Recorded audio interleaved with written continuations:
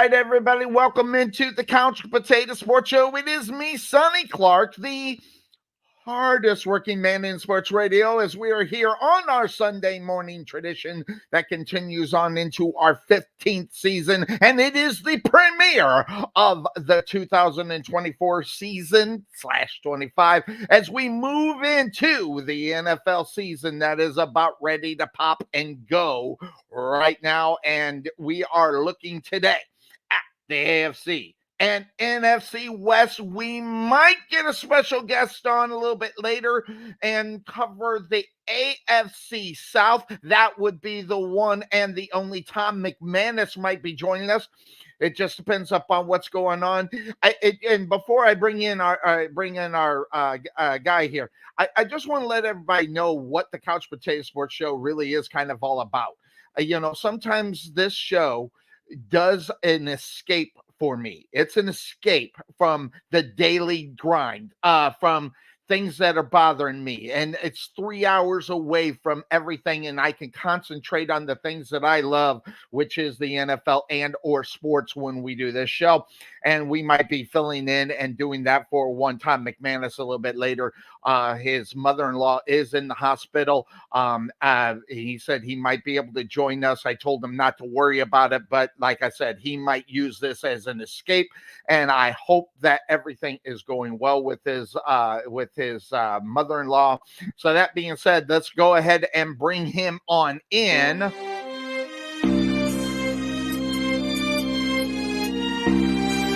I don't know. Do we got to get a new? No, we'll just keep this one. I was like, maybe we got to do a new one. I don't know. But it's the one, the only Trey Mack. Good morning, Trey. How you doing? Good to see you.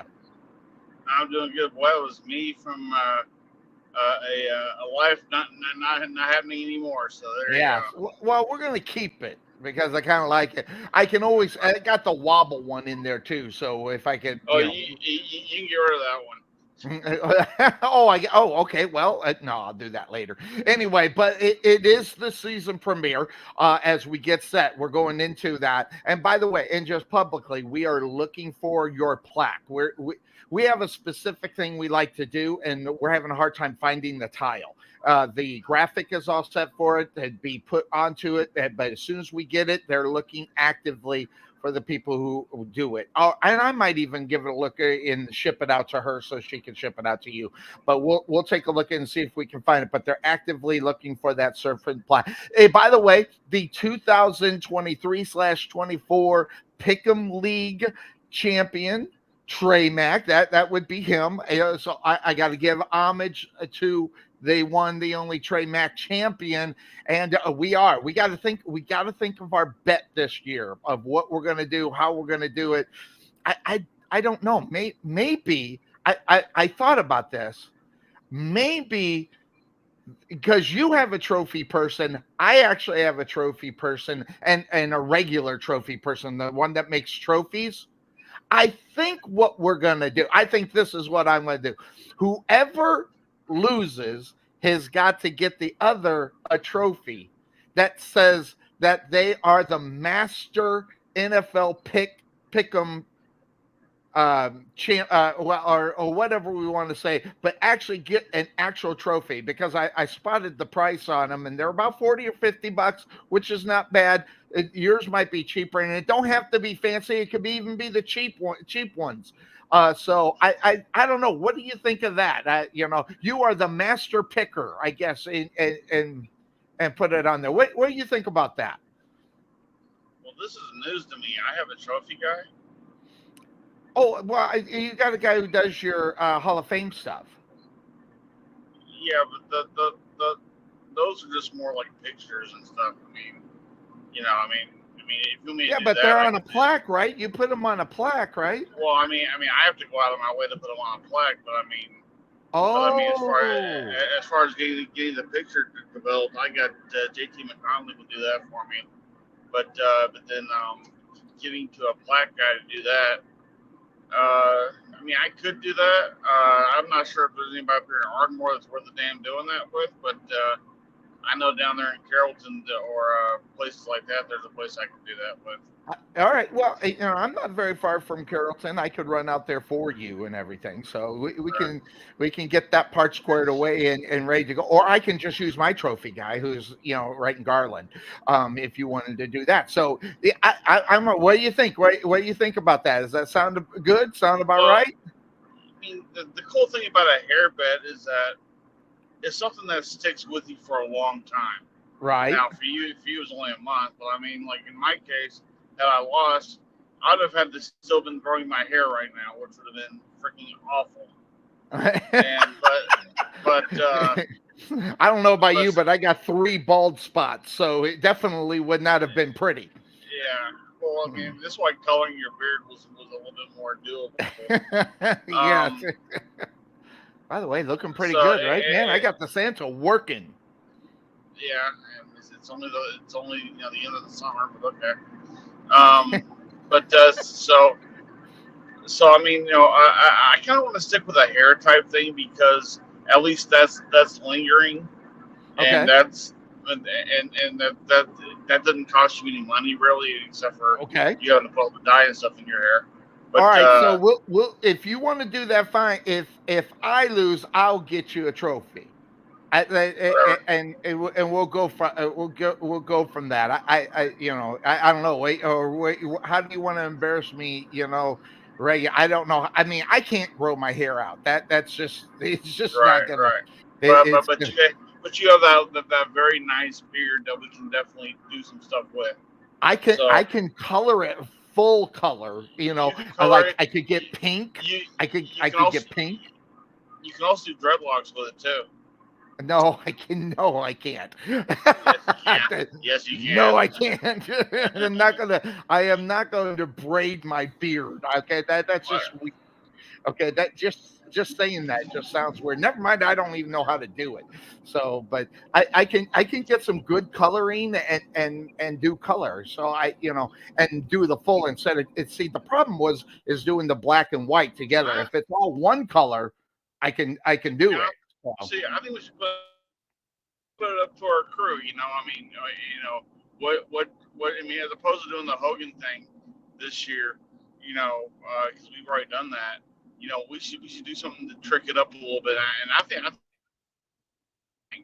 I mean, unless you're not too sure you can't beat me. Oh no, I'm sure I can beat you. That's not a problem. I don't have a problem with this bet at all. At all.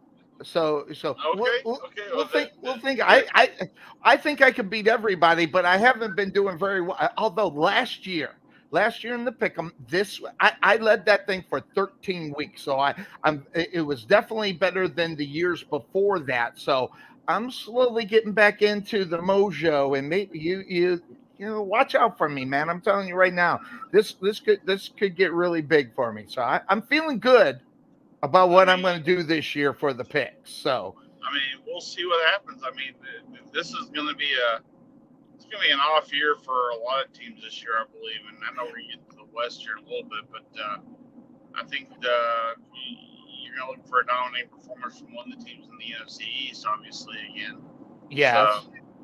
Well, and that's think about today. We have the AFC West. There.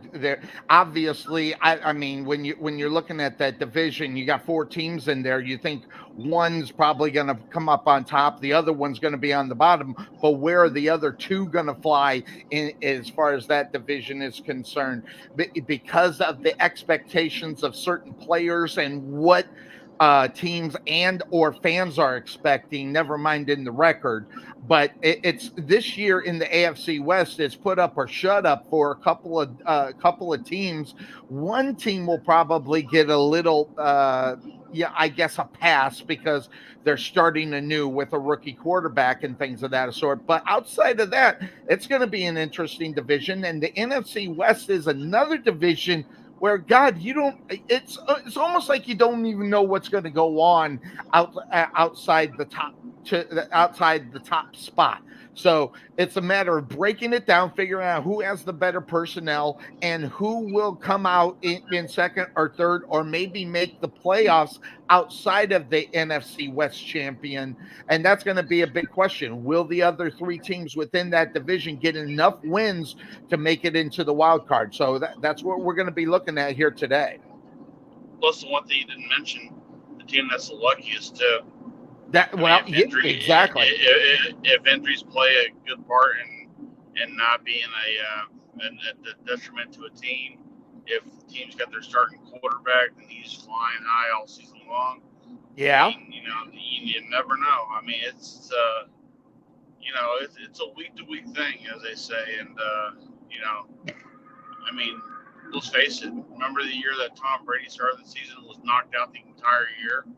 Yep. That was the year that New England had to look at their entire thing and go, well, that was the year they didn't make the playoffs with Matt Castle at the quarterback, and they won 11 games and did not even make the wild card. So that you're absolutely right. Whatever happens to the man, the superstar, but it was amazing in that season. That's where Matt Castle got his big contracts. Now, when we say big, it was different back then when that happened, but it was big at the time. He was getting big numbers going to the Kansas City Chiefs, actually, as far as that was concerned. So Castle made a career out of being that backup spot for the GOAT, and he showed he can play the game up underneath that system. So when people were looking at, well, is it Brady or is it the system with, Bill Belichick?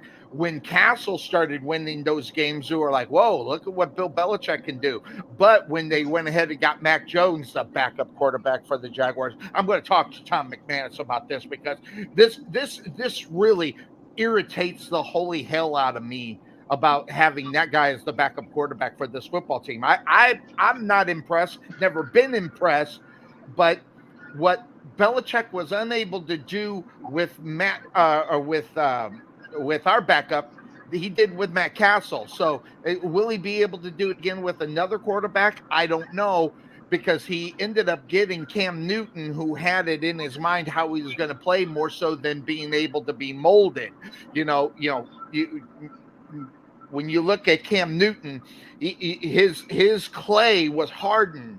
But when you get a rookie or a young guy in there, you can mold that and figure out how it goes. So it's going to be really interesting to see if and when Bill Belichick gets in, what will the quarterback situation be for the team that he decides to coach, whether it's the Dallas Cowboys or some of the other teams that are being mentioned. But you seem to be on the, I want a Bill Belichick as a Dallas Cowboy coach.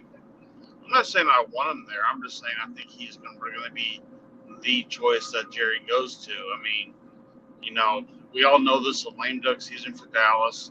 You have a quarterback that you probably don't want to pay that much to, although I think he is probably going to pay him.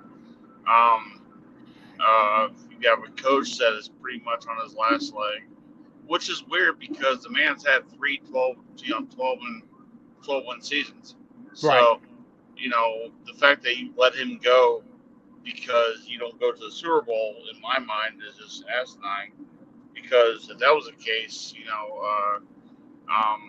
the guy that coaches the Steelers have been gone a long time ago. But it's pretty crazy. I mean, yeah, Mike Tomlin's something. Yeah, he. I mean, there's a big disconnect that Jerry has with the fans, and it all goes down to if you watch that show Hard Knocks on HBO, and you see the way the general manager and the owner interact with each other, and how the general manager is always like, what's best for the team, as opposed to who's my favorite.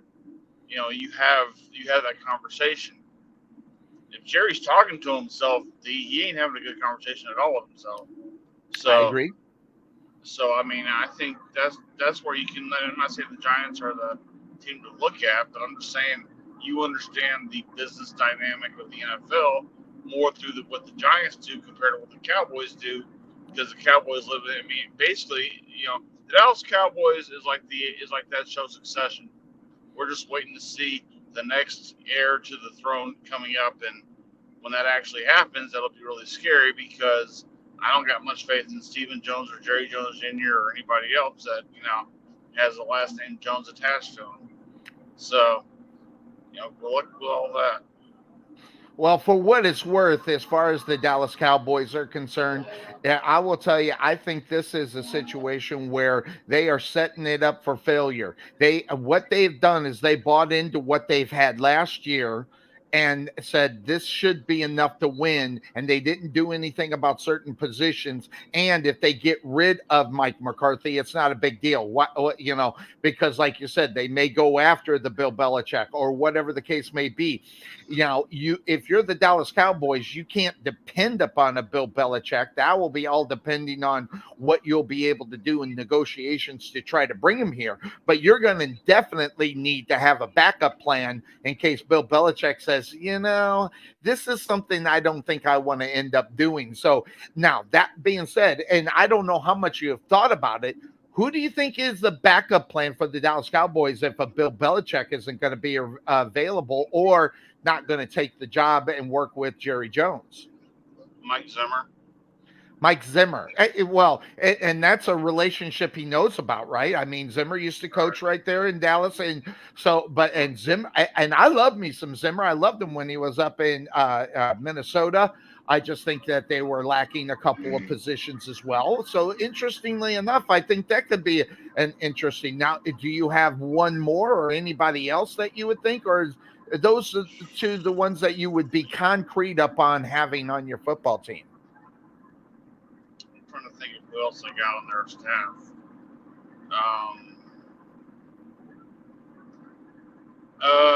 Well, I mean, they got rid of their last defensive coordinator for Zimmer. Right. And he's now the head coach in Washington. Right. So I mean, having a backup plan sounds like it's going to be hard. I mean, Jason Garrett's still out there. It's as sad as that is. Yes. I mean, there's no telling what's up Jerry Jones' sleeve. Hey, if the Steelers if the Steelers get rid of Mike Tomlin after this year, does Jerry, make the big move and first ever black coach for the Dallas Cowboys? That's a head coach. I mean, that's part of the running rule, isn't it? I mean, that's where you have to at least interview somebody. Mike Tomlin will be way more than qualified than Mike Zimmer. Oh, I agree. I think that would be a pretty good high. But then again, any football team that ended up with Mike Tomlin that's an upgrade from whatever team decides to get rid of their active coach right now. So yeah, you think about it and figure. And one of the things that I'm worried about, okay, as a Jaguar fan, okay, is I'm worried about their head coach. How's that going to work? What's going to end up happening with them? Your Super Bowl winning coach, and moving now into his third year with the new guy that is going to be the guy that is supposedly the guy that's going to take over at the quarterback position and be the head of it. Where does that lie? So there's going to be a lot of coaching changes here in the offseason after this year. I'm just wondering how many will end up, taking the slide down and end up not being a head coach this year, or next year. The other question you got to ask is how much fight is in Bill Belichick? How much fight is in Mike Tomlin if they come to a different team? Are they just as hungry as they were when they were the first team? Or are they just kind of like leaning back on their laurels and going, well, I know who I am, so we're gonna, people, the eyes might be on us a little bit, but we'll weather the storm regardless of how we do it. It's hard to say. And plus, when you have the Dallas Cowboys, I mean, Parcells, I mean, he drew a lot of eyes to Dallas because A, he's Bill Parcells, right. B, he's with the Dallas Cowboys, and C, what was the dynamic between Bill and Jerry? And as tenuous as that kind of looked on paper, both guys said they loved each other a lot, but it didn't end quite the way Jerry thought it would, because Bill just said, "Okay, I'm done. I'm out. I don't have to go another year." And is Belichick the same way? Like after 3 years, would he sit there and go, "Okay, I've done all I want to do," or Good point. I mean, and at that point, you've left your owner high and dry, and now he's got to go look at whoever's going to be the heir apparent to so and so coach. And does Jerry Jones have the time and the effort to want to really do that? That close to a contract like that. I mean, does he want to go 5 years and then, in another coach, the same general manager, so nothing's going to change there. And again, if you keep doing the same thing over and over and over, expecting different results, you're insane. That's the definition of insanity. And we're seeing that a lot with Jerry and how things are. But then again, he has no one sit there and go, "Let's look at it this way." He's always like, "Whatever you say, boss, we're gonna do. We're gonna do it. Yeah, Daddy, we're gonna do it. We're gonna do whatever you want you to do." That's just how they're gonna do it there in Dallas. So I mean, those, it's almost weird, because you think of those 3 Super Bowls they won in the '90s. That's almost like, the only thing that really ruins it all is that, and I think I said this before, because Barry Switzer got a ring, that answered all of Jerry's questions of, I can get one of 500 coaches to come in here and take this into a Super Bowl, because he got one of them. Right. So because of that, he's going to hang his hat on that, which was now 29 years ago. And, That's got to be frustrating, as a fan of a football team, and they're not with the expectation of what the Dallas Cowboys are, that they can't get back at least even close to the NFC Championship game for 29 years to even get a shot at the Super Bowl. It's got to be frustrating as a fan to see that year in and year out. But look at it this way: as bad as it's been for Dallas, think of what Washington's had to go through. Think of what the Jets have always had. Jets haven't done nothing since, since Parcells was there, and he only got into the championship game. Think of what teams that have never crossed the finish line like that. And we can sit here and make fun of Dallas not doing nothing in almost 30 years. There are teams that have been in this thing for damn near 50 or 60 or almost 70 that ain't done nothing. That's a good point.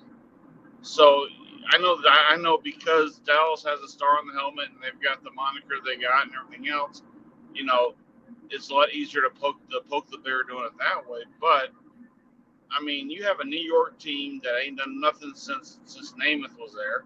Right. I mean, you have Buffalo, who, we always talk every year now in the last couple of years about how they might be the team to look at in the AFC East. But then I always question, their quarterback, and I end up being more right about that than anything else, because, he's just a guy. Yep, a jag. Yeah. So, it's interesting to watch. It's interesting to see the dynamic of, what will Dallas do? But then when they don't do it, it's so easy to laugh and do it. Look at the Lions. Lions still ain't done nothing. Right. I mean, they got close last year. Kudos to them. But they still ain't done nothing. And will this be the make or break year for Dan Campbell? I have no idea. That's Dave Campbell. I think he's safe for a while, but at the same time, with the way that season ended last year, I think there's a strong indication in reality that they got to do something better, especially after signing their quarterback and getting him all set for the season. So there's a combination of what's going to end up happening, I think, there. Where does the idea that your quarterback is obviously the guy that's going to get you there, but then when do you go ahead and cut ties with the head coach?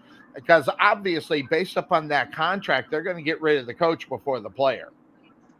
That's true, but at the same time, I mean, he's put a whole different culture in that team. Yes. And for the owner to sit there and go, okay, well, it didn't work this year, so you're gone. I think for when you're putting in an entirely different culture and you actually have won one of those years, coming off a really embarrassing year the year before that, I think the fact that you know how bad you've had it. Yes. Now you know how good you can have it. And do you cut ties instantly with a guy who may not have gotten you to the promised land the next year, or do you ride this thing out until his contract goes? Just say, look, I gave you a 5-year deal. We'll see how you do. You're in year 3 or 4 right now, so let's go. Let's see how you can build back in the draft or free agency or whatever else. Again, if you have an owner that's willing to make those kind of moves and doesn't have his thumb on the panic button so quickly, that could be, it tells you a lot about that team more than just the coach or the owner. That's true.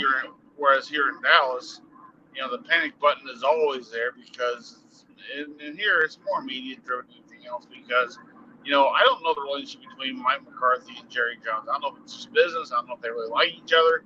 I have no idea. But I do know that Jerry, he ain't gonna, as hard as it might be, he ain't gonna live forever. Right. And time's ticking right now. And he is 3 more fun babies away from having the good times roll again. So we'll see what happens. It's I don't know. It's as a Cowboys fan, it is hard to watch. That's why I enjoy picking other games as well, because now I have a best interest in the league, not just my only one team. Right. So, anyway, sorry. It could be interesting to see where the season is going to go, where it's going to fly as far as that is concerned. But now, that being said, of course, that's the name of the show. It's time to bring on the fine co-host of this program. Let's go ahead and bring him on. It is Cuervo. You can't see me.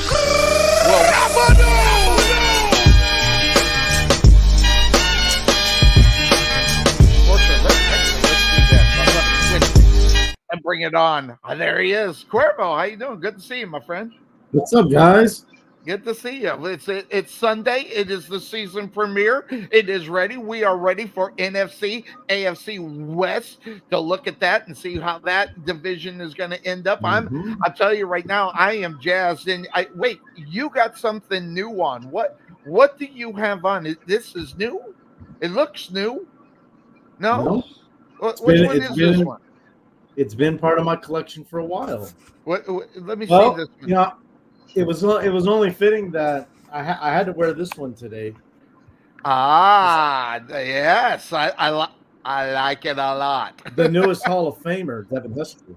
That's right, Mr. Devin Hester coming in there. By the way, what did you think about the Hall of Fame? With Steve Mongo McMichael, with wrestling ties and football ties, but obviously in the Pro Football Hall of Fame. I don't know if you got the opportunity to watch that and what was going on. To me, it was real. I don't know. I just thought it was really sad to see it because it seemed like, no offense to him, that he didn't necessarily know what was going on around him, but maybe he did. That's what I'm kind of hoping, that he actually knew what was actually going on around him. Yeah, I'm hoping the same thing, and I didn't get a chance to watch the whole ceremony. I was lucky enough to catch that clip of it when they had everybody at his house and everything. But yeah, it was nice to see that Mongo finally got his recognition. Definitely. As far as his and unfortunately, before he passes, it's actually a good thing that happened before he passes. Absolutely, because what he's got is so debilitating that it and you could see it. Even from the time that they announced that a little bit late last year, compared to where he is now. It's unfortunately progressed to where what we unfortunately got to, to see there. And again, in my mind, I hope his mind fully understood what was going on and how exciting that it could possibly be. So, I don't know. There it is. Anthony Price, of course, he's going to be in the Pick'em League, and we'll get that all set and ready to go. But unfortunately, the Hall of Fame game called off because of weather and everything. Did you have an opportunity to watch that game, even though Caleb Williams wasn't going to be a part of the game? In reality, did you get a chance to watch it? And if you did, what was your take up on it? Yeah, I mean, I watched it just because, being the football junkies that we are, I'm like, hey, it's football. I know it wasn't great football, but it's live, and people are wearing helmets and pads and hit each other. So it was nice to see that again. But my take was, I think that it really, purpose of these games, guys, is to really see what you're going to have in your second and third string in case of injuries. And we all know, if you watch enough football, guys are going to go down. So it's like, all right, well, who's going to be the guy that comes in and takes over? So, to see a guy like Brett Rippon play the way he did, a receiver like Colin Johnson play the way he did, that really tells me that there's potential for the Bears to have some good depth on this team. And we got to credit Bryce for saying it. It's 1 through 22. Yeah, that's nice to have the talent. 23 through 53 is where your team is made, though. And I think that's kind of what I was able to see. Yeah, exactly. So, I was able to see a little bit of what that could look like, and that made me kind of happy to see that. Yeah, the Hall of Fame, the whole thing. I didn't get a chance to watch it. I usually watch that, and for each one the next day or two. And the only one I've had a chance to get to watch was the Mongo one. So I'll be doing that. And by the way, I don't know, Trey's been watching the Hard Knocks as well.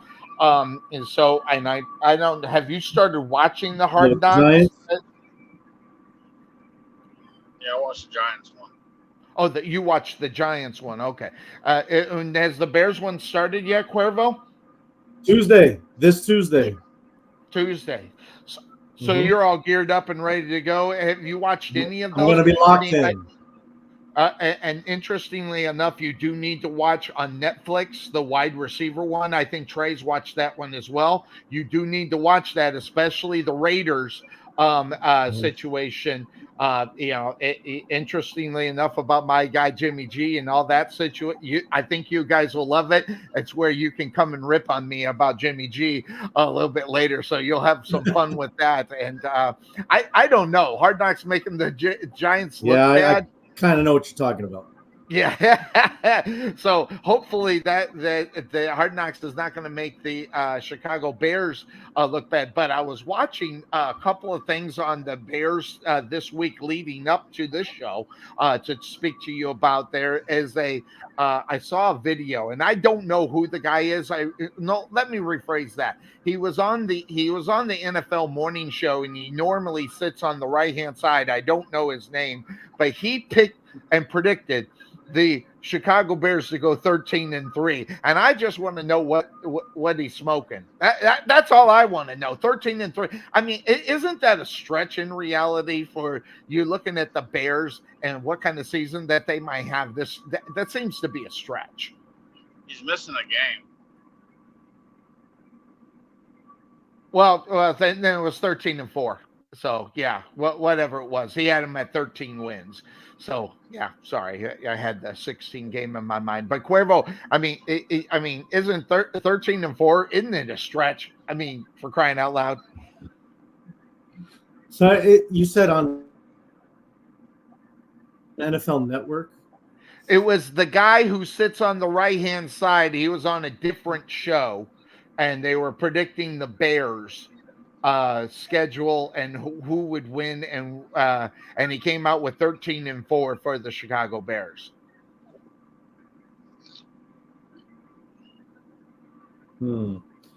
I have a feeling I know who it is, and it's I don't kind of know. a homer I don't know. pick, I mean, to be I've honest seen with him. you, He's but been on this show. I just don't know who he is.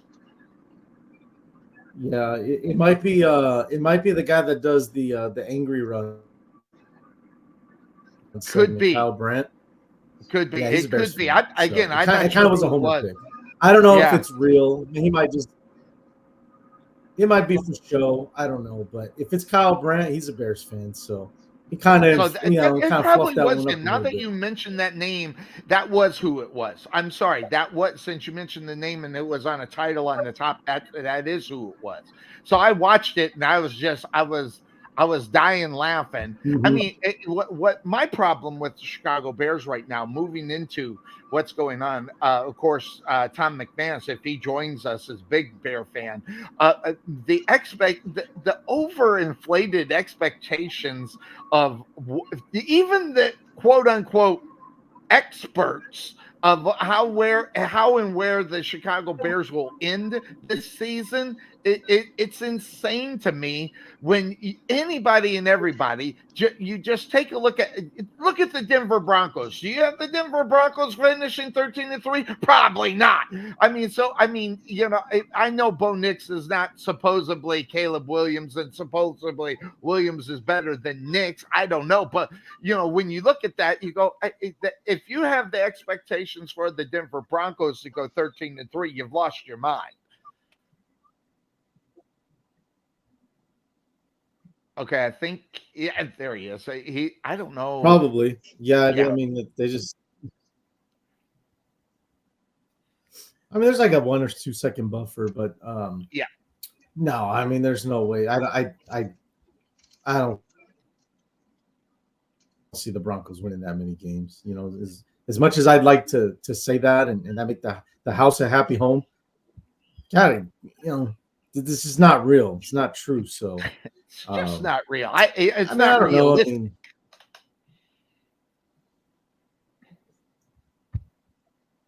yeah, it's not realistic. Exactly. So we're But, I mean, just to fill But you in. there's a lot of hype around the Bears, Sonny, and We're on about a 4-second delay on the buffer. Just to kind of fill you in there. So actually, it might even be I can more. restart again. Yeah. Restart, and then we'll bring you back in. And of course, that's never a problem. I'm not necessarily sure what's going on, but we got a bad buffer go there for you. So hop on that and knock that out. We'll see you in just a minute after you restart. And then when he comes back, of course, ladies and gentlemen, we'll go ahead and hop into the NFC and AFC West. As far as our coverage of the NFL here on the Couch Potato Sports Show, being brought to you again by Mint Mobile, $15 a month, guys. I have been on this now into my 4th month. I'm so elated that I don't have to pay a cell phone bill until August of 2024. So I got a year going up on it, and guys, it was nothing, guys. $15 a month, and you pay it up front. You got to. Oh man, I'm telling you right now, it's like only paying 3 months. It's almost like paying only for 3 months on any other mobile service. Make sure you check it out. If you want to bring your rates down, you want to lower that, jump on it for 3 months for $15 a month at full speed. They'll figure out which one will work better for you. And then you'll be all set and ready to go. I'm on the one that was hardly nothing, $15 a month. I love it. So make sure you get that opportunity. Hop on to Mint Mobile. Go ahead, my man. So you start paying this month? No, I've already paid it. When I got on the service, it was 3 months. It was $45 to start you out.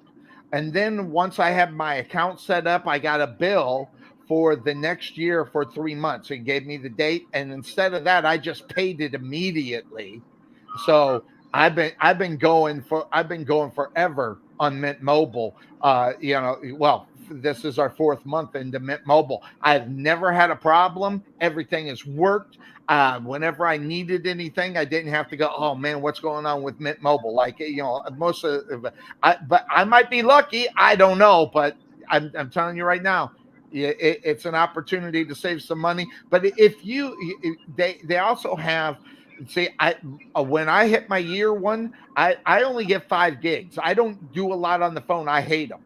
But their rates, as far as if you need more data, is still a lot cheaper. But you do have to pay it up front for a year. But they also have some other ones where you can do it for 3 months and things of that sort. So check it out, Mint Mobile. It's been good to Sonny, and they're going to continue doing that. Hopefully, they won't change anything come August of 2025. So Mint Mobile definitely up on top of it. We always appreciate their sponsorship. We'll take a quick break and hear from Mint Mobile. We'll be right back. Hey, Ryan Reynolds here.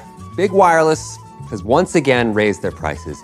In response, we're bringing back our deflation promotion. The marketing department asked me to be as explicit as possible when explaining it. So here we go. Because we don't love our customers over like Big Wireless. We're bringing back our offer for unlimited premium wireless for only $15 a month. Me to the moon and back. That's a great deal. Explicit enough, marketing?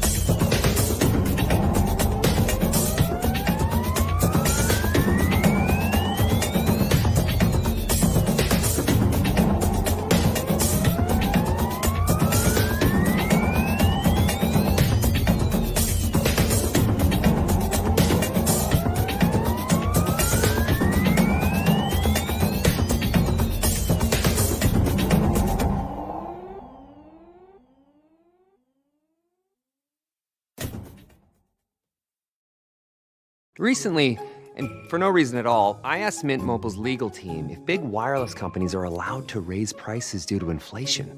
They said yes. And then when I asked if raising prices technically violates those onerous 2-year contracts, they said, what the f*** are you talking about, you insane Hollywood ass? Do you know how big their legal department is, face? So to recap, Mint is actually lowering prices on every plan to just $15 a month. And I will stay the hell out of the legal department.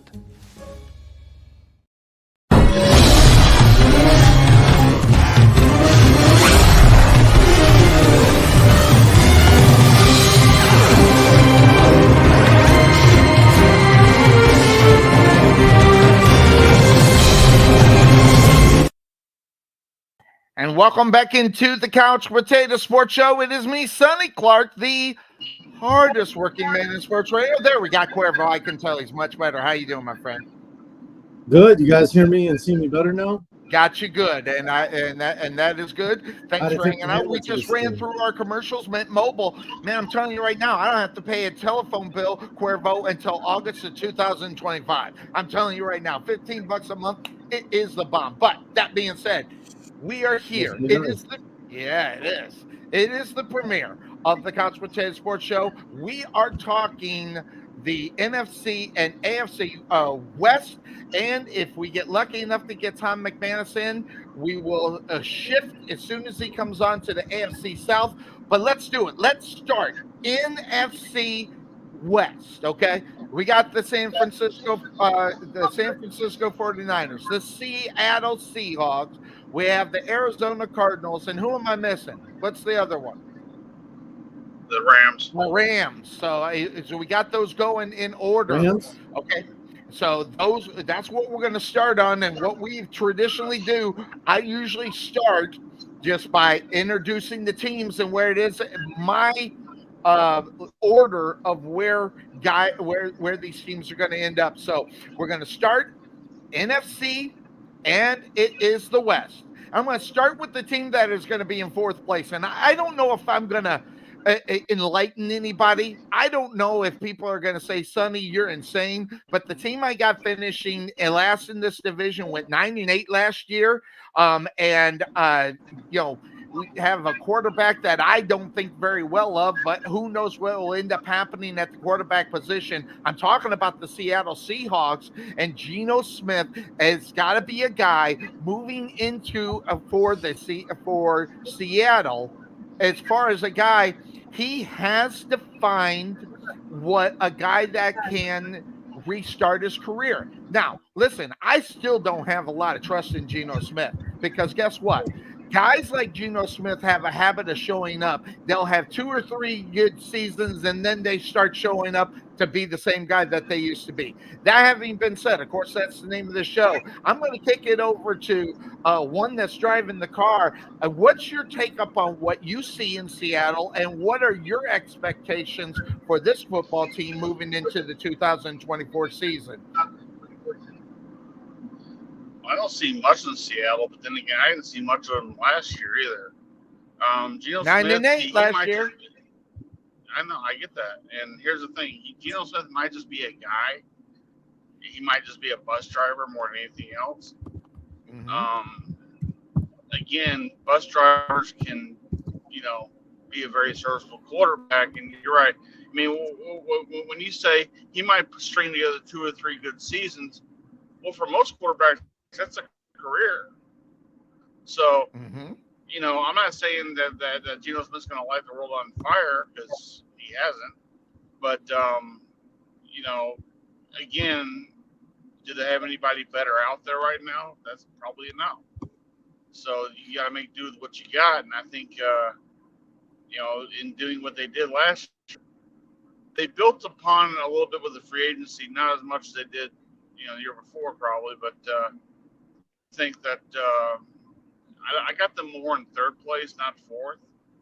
But, okay.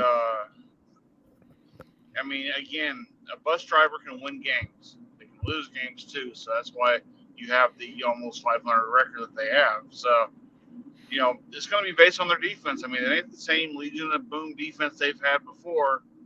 And the 12th man thing, better add another man to their list because they're going to need that this year. Because right now, the NFC West, you got 2 front runners, and the one that's the real big front runner is going to trump everybody, I believe. But the second front runner in reality, that they're a Jekyll and Hyde football team, and we'll talk about that in just a moment. But you also take a look at Seattle and where they're going. Forget about the personnel; they got a new head coach, and so when you're talking about a new head coach, you've got a different set of offense, defense. Everything is going to change. This is not Pete Carroll, where all the players seem to love this dude. Okay, you got a new guy. I don't know what the relationship is going to be between players and coaches, but Cuervo, I think that's a big aspect of this team going into 2024 is how the teams are going to react to the new regime. Yeah, that's 100%. And that's what I look at too is, the biggest thing when it comes to teams that are successful, teams that win on a consistent basis is continuity. And Seattle lost that this offseason with, Pete Carroll, resigning, however you want to say it. They lost a couple of players. It wasn't a huge amount of players. However, when you lose your defensive captain, the heart and soul of your defense, and Bobby Wagner, that's a big deal. So there's when I think of Seattle, guys, the word that comes to my mind for me is transition. And they're transitioning into a different era, a different chapter of the history of this team. We'll see how Geno Smith can hold up.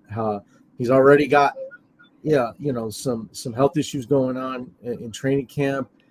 Right now, they're trying to make it sound like it's not a big deal. I would keep an eye on this one if I were a betting man, just to see if Geno Smith's going to hold up in the preseason. How much is he going to play? And another thing too, and Sonny will probably bust out Joe for this one, but it's kind of a big deal. If Geno Smith is not going to be available,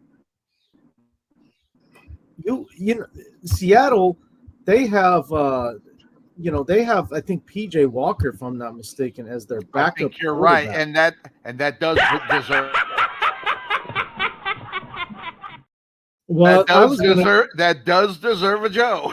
my point though, Sonny, it was more about the fact that Drew Lock's not there, and it's not because I think he's a stud. It's just because he's already been a year, in the Seattle offense, which that's changed too. Shane Waldron's not there anymore. He's not the offensive coordinator. So, by the way, Sam Howell is actually the backup. Remember they traded for him. So Sam Howell is their backup now, which is not bad. It's just it's a new offense for everybody to learn. So say that again, Charlie. Sam Howell, he'll make the team. I think he'll make the team. You don't trade. I mean, even though it was only a 6th-round pick, I mean, I just don't see you making a trade like that to cut him. And you take a look at the Seattle Seahawks in reality, this is a football team that, is going to depend upon some wide receivers as well. But they get Noah Fant is a new addition to this football team. What or if that will be a big help to this football team, I don't know. But here's what I do know. When I think about Noah Fant, that guy is a stud. And when you talk stud, you talk guys that get the job done. So interestingly enough, that is, that's something to take a look at as well. Yeah, DK is another one. Say that again, Cuervo. I said DK Metcalf is another one. Yeah, DJ Metcalf. These are guys that are going to have to step up or step out in reality. And these are the guys that are going to have to make Geno Smith look good. In reality, make big catches when the ball is not delivered well or whatever the case may be. However, one thing that Geno Smith, and I guess, one of the things that during the time that Geno Smith has been in Seattle, there's been opportunities for him to be real good. There's been opportunities for him to be real bad. But one of the things that he has improved on, you can say whatever you want about Geno Smith, is he has been really good getting the ball deep down the field, Cuervo, and finding the receivers like a DJ Metcalf. Yeah, no doubt about it. I think the job that Shane Waldron did with him and the quarterback coach did with him in Seattle the past couple of years, got to give him credit, man. The question now is going to be, can he sustain that, or is he going to go back to his his old ways, or is coaching going to be at the same level that it was with those guys? Right. And that's where the continuity hurts a team like the Seattle Seahawks. Yeah, and when the continuity not being there, and then figuring out chemistry that comes, and I kind of briefly jumped on it. Coaches, what they are doing to sell players to buy what they're doing. I mean, they've got to be able to sell what they're doing, and what they got to do, I think, is take some aspects of what they have done last year, which was pretty good. Listen, even the year before, I'll give him even that credit. When he stepped into the role, he was doing some good things. Finding about maybe 50% of what he did last year is a good thing, instill him and figure out another 50%, with the new coaching regime going into it. Because say whatever you want, when you're going to have the Seattle Seahawks, be a team that is going to have to do it, you're going to have to work a little bit with your running game. And Kenneth Walker III, he showed sparks of being really good last year as well. So you're thinking about how the team looks overall. No, I like him. I think Trey Mack is right. I think this team will probably depend upon what they're going to do defensively to keep them in close games, because I think that's what's going to end up happening. I think we're going to see a lot of close games. So, Trey, when you were looking at the Seattle Seahawks, thinking about the defense, what did you see on the defensive side of the ball that made you worry about how they can stay in football games? You look at the go-getters, right? I mean, it's always the ones that you don't predict they're going to do something. You know, the ones that they're going to take control of the game. They have a decent pass rush. Okay, and the thing is, it ain't going to be enough to win the division clearly, but I mean, it's going to be enough to at least stay in games and take on teams that are not really, rivals to Seattle. Again, you're looking at a 500 team. I know you can't be 500 in this league anymore, but you're looking at a 500 team with or without, Pete Carroll. Right. And the thing is that, you guys are saying, with a new coach, new regime, expect different things. Keep that in mind when we start talking about the Chargers, because they got a new coach as well, albeit, a better college coach, but still,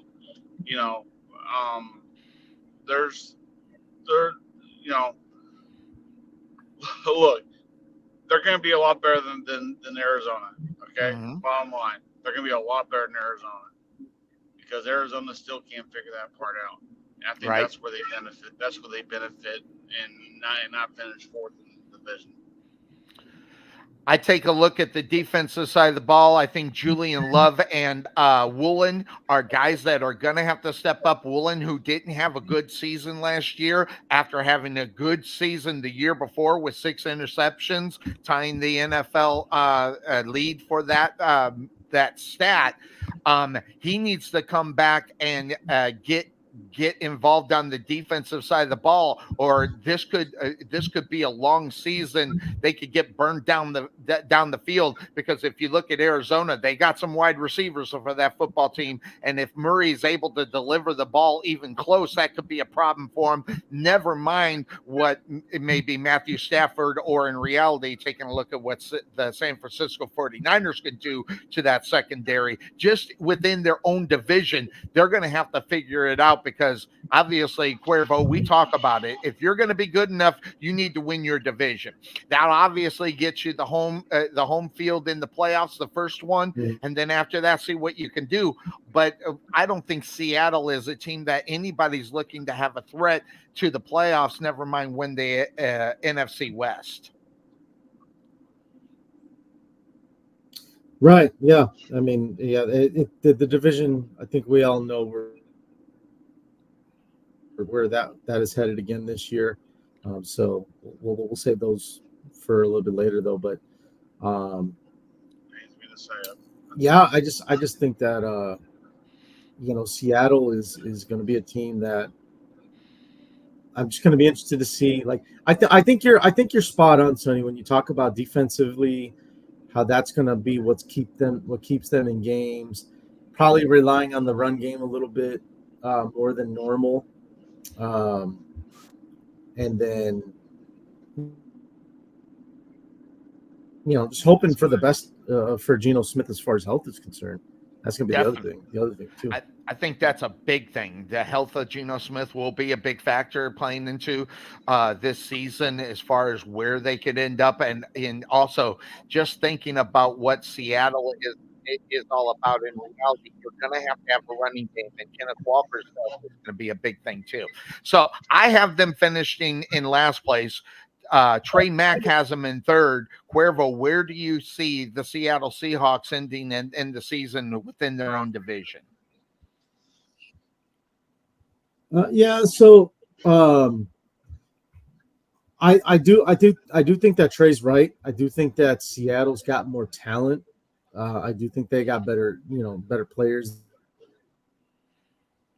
in certain places. But because of the first-year coach situation that they got, first-year offensive head coordinator situation, new quarterback coach, there's a lot of unknowns there. So with that being said, I am also going to take Seattle to finish last in division. Yeah, and the simple fact of the matter is I want an NFL story for the whole season to be the story, and whether Geno Smith can. No one ever expected or seen Geno Smith being a Tom Brady type quarterback ever, but you have him as a decent quarterback. What he can do, maybe a Matthew Stafford type season when he was with the Lions, and see if he can pull that up and have that team pull out of the bottom of that division. That's the story I would like to see this year. I would love to eat my words about a Geno Smith. I would love for him to be a great quarterback for the rest of his career, so I could swallow the crow of being I'm sorry, excuse me, wrong about that whole situation. But that's my story. That's the one I want to see. We'll see if that ends up happening for the Seattle Seahawks.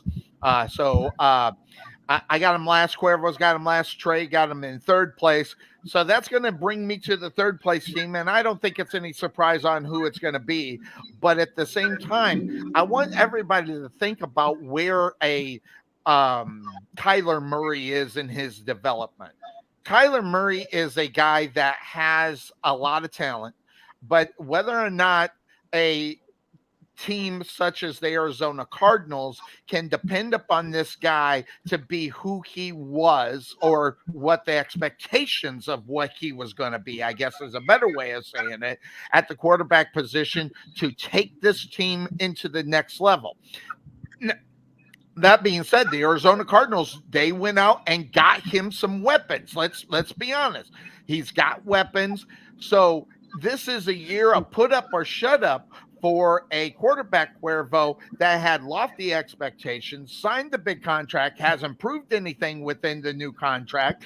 When he signed the contract, it was the biggest contract in NFL history. Now he's like 10th on the number now. Kyler Murray, what is your take upon this guy and the Arizona Cardinals? I don't even know if he's 10th, Sonny, because you got a lot of guys making, $45 million and above, so he might be lower than 10th. But regardless, the point is, I think Kyler Murray really needs to work on staying healthy. I think he needs to take this year serious. Okay, do what you can to stay healthy. Hit the playbook, study. He's got to do everything he can to save his job in Arizona, or else he's going to be one of those guys that's either going to get cut, he's going to get traded for a 6th-round pick. It's not going to end well for him if he don't take this year serious, guys. And chances are, just like a Sam Howell, just like a Justin Fields, he's not going to be a starter. If he winds up leaving Arizona and he can't prove that he wants to put in the work to be a starting quarterback in this league, I think he will survive in the league, but he's definitely going to be a backup. And that's being said, all on him. Yep, and I fully agree. And as far as the Arizona Cardinals are, looking at, there's a lot of things when I look at Arizona and how a Kyler Murray is going to perform year in, year out. But at the same time, we also got to realize that the Arizona Cardinals got to do something to help them. Now, as far as Arizona and what they were going to do, the offensive holes that they have, as far as the offensive line is concerned, they are going to have to figure out what you're going to do with Collins on the front line. You got to sign this guy. You got to keep this guy. There's some other guys that are going to have to show up, and obviously with the draft that happened. So I'll shoot it over with Trey, with Marvin Harrison coming into play as far as where he is on the roster and some of the other guys that they have in the wide receiver position. What's your take up on what you're seeing from Arizona, as it looks like you have them finishing last within this division? Well, let me ask you both this question. Who do you trust more, Kyler Murray or Geno Smith? God, they both suck. I mean, in reality, I don't know. I don't know. I get what you're saying, but Arizona, Is like it? you said, and this is something that you talk about all the time, Cuervo. Arizona is one of those teams that will sneak up on you and beat your Dallas Cowboys when they're not expecting it, or whatever the case may be, and that's because they usually live and die right now, at least with Kyler Murray at the helm on their defense as well. They depend upon their defense to step up and be the team to do what they got to do. Just remember one thing: they beat Dallas last year without Kyler Murray. Right. So, I mean, hey, look, both teams are going to be a hard out. That's for sure. You just don't know what you're going to get with Arizona, and because of Kyler Murray's, the way he plays, you can't expect much. Hey guys, I'll be right back. All right, I'm going to come take my son inside the house. Very good. We'll do that. We'll kick it and do it. We'll get Trey Mack back when he's ready to rock and roll. But that being said, of course, that's the name of this show. Let me remove him and bring it in this way.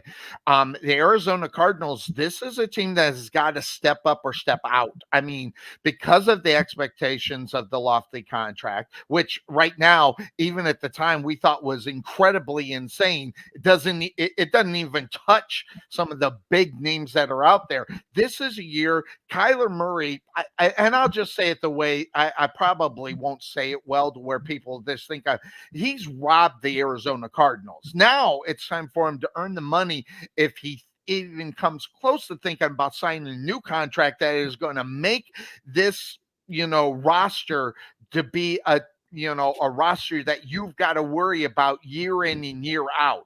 So this is a make or break season for a guy such as a Kyler Murray. And he's got to prove that he has the, I don't know, the wherewithal to be that professional week in and week out to be considered a top 10 quarterback within this rate. Because right now, Kyler Murray is about 18, maybe about number 18 on the list in reality of quarterbacks. If you go down there, it might even be further down the list. It definitely is. So, Arizona, I don't know. I mean, they're such a hit or miss team. They've got some superstars, but the problem with the superstars is that you don't know if they're going to show up week in, week out, and do what they do. James Conner. I mean, let's be honest. When James Conner was with the Seattle Seahawks or with the Pittsburgh Steelers, he was on his way out of the NFL because why? You go to Arizona to slide out of the NFL quietly, and unfortunately fortunately for James Conner, he redeveloped his career. He's been playing well. This is a guy you got to worry about. This is not a guy where you go, well, we don't have to worry about the running game. No, you got to worry about James Conner. Now the question is, will they bring James Conner into this season and put him as a spearhead, as part of the offense that is going to be a week in and week out threat? And that's not what you're always getting with James Conner and the Arizona Cardinals. And I think if they have a chance to focus in on the running game and open up holes for James Conner, I think that's the reason why that I see them moving maybe out of last place within this division and moving up. And every place I'm hearing is Kyler Murray seems to be taking the season so far seriously. Whether or not it will continue or not, I think the reason why I got him in third place is because of maybe the change of attitude. They also got a new head coach for them, in Arizona. So they got to look out for that situation as well. So maybe the new regime that's going in Arizona will help that football team. Cuervo, I mean, we talked about new coaches. Arizona's got the same situation. Wait, they did get a new coach, right? So he's going into his second year. Second year. Jonathan Gannon came over from Philadelphia. Gotcha. This will be his second year now. Yeah. In Arizona. Do you think they're able to come to continuity and some kind of understanding on how that offense is going to work as far as, being successful. I mean, obviously, it looks like you only have them in possibly third place within this division. Yeah, I mean, there's a little bit more continuity there, and then obviously with a guy like Kyler that has been their quarterback for a while, Right. When he got drafted by them. So, but yeah, I mean, it's just Arizona's like we mentioned before, they're one of those teams, especially at home. They can sneak up on you and steal a game away from you. Mm-hmm. So I just think consistency is going to be a thing too. It's with just playing well. I think the offensive line is their biggest problem, guys. Right. And that's why you saw James Conner have good game, bad game, good game, bad game. It's Fully just all about what offensive line shows up. How healthy are they? Can they get get their assignments, execute their assignment, whatever. And we can say that about every team, but when we're talking about Arizona, it's just consistency with the lineup. Definitely. And the defense is big. Now, they do lose their pass rusher, BJ, or Guarli. I can't say his name. It's Ojulari. Yeah, they lose him to a knee, and so he's not going to be playing. But they did extend out Xavier Collins, another pass rusher who makes a big deal.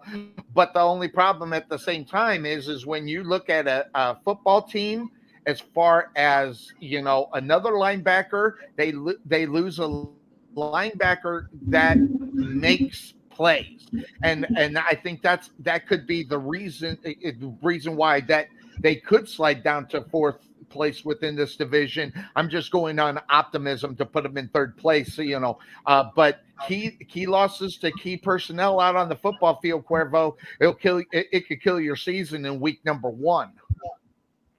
And and don't forget this too, guys. They drafted Marvin Harrison Jr. and I know people are excited about it.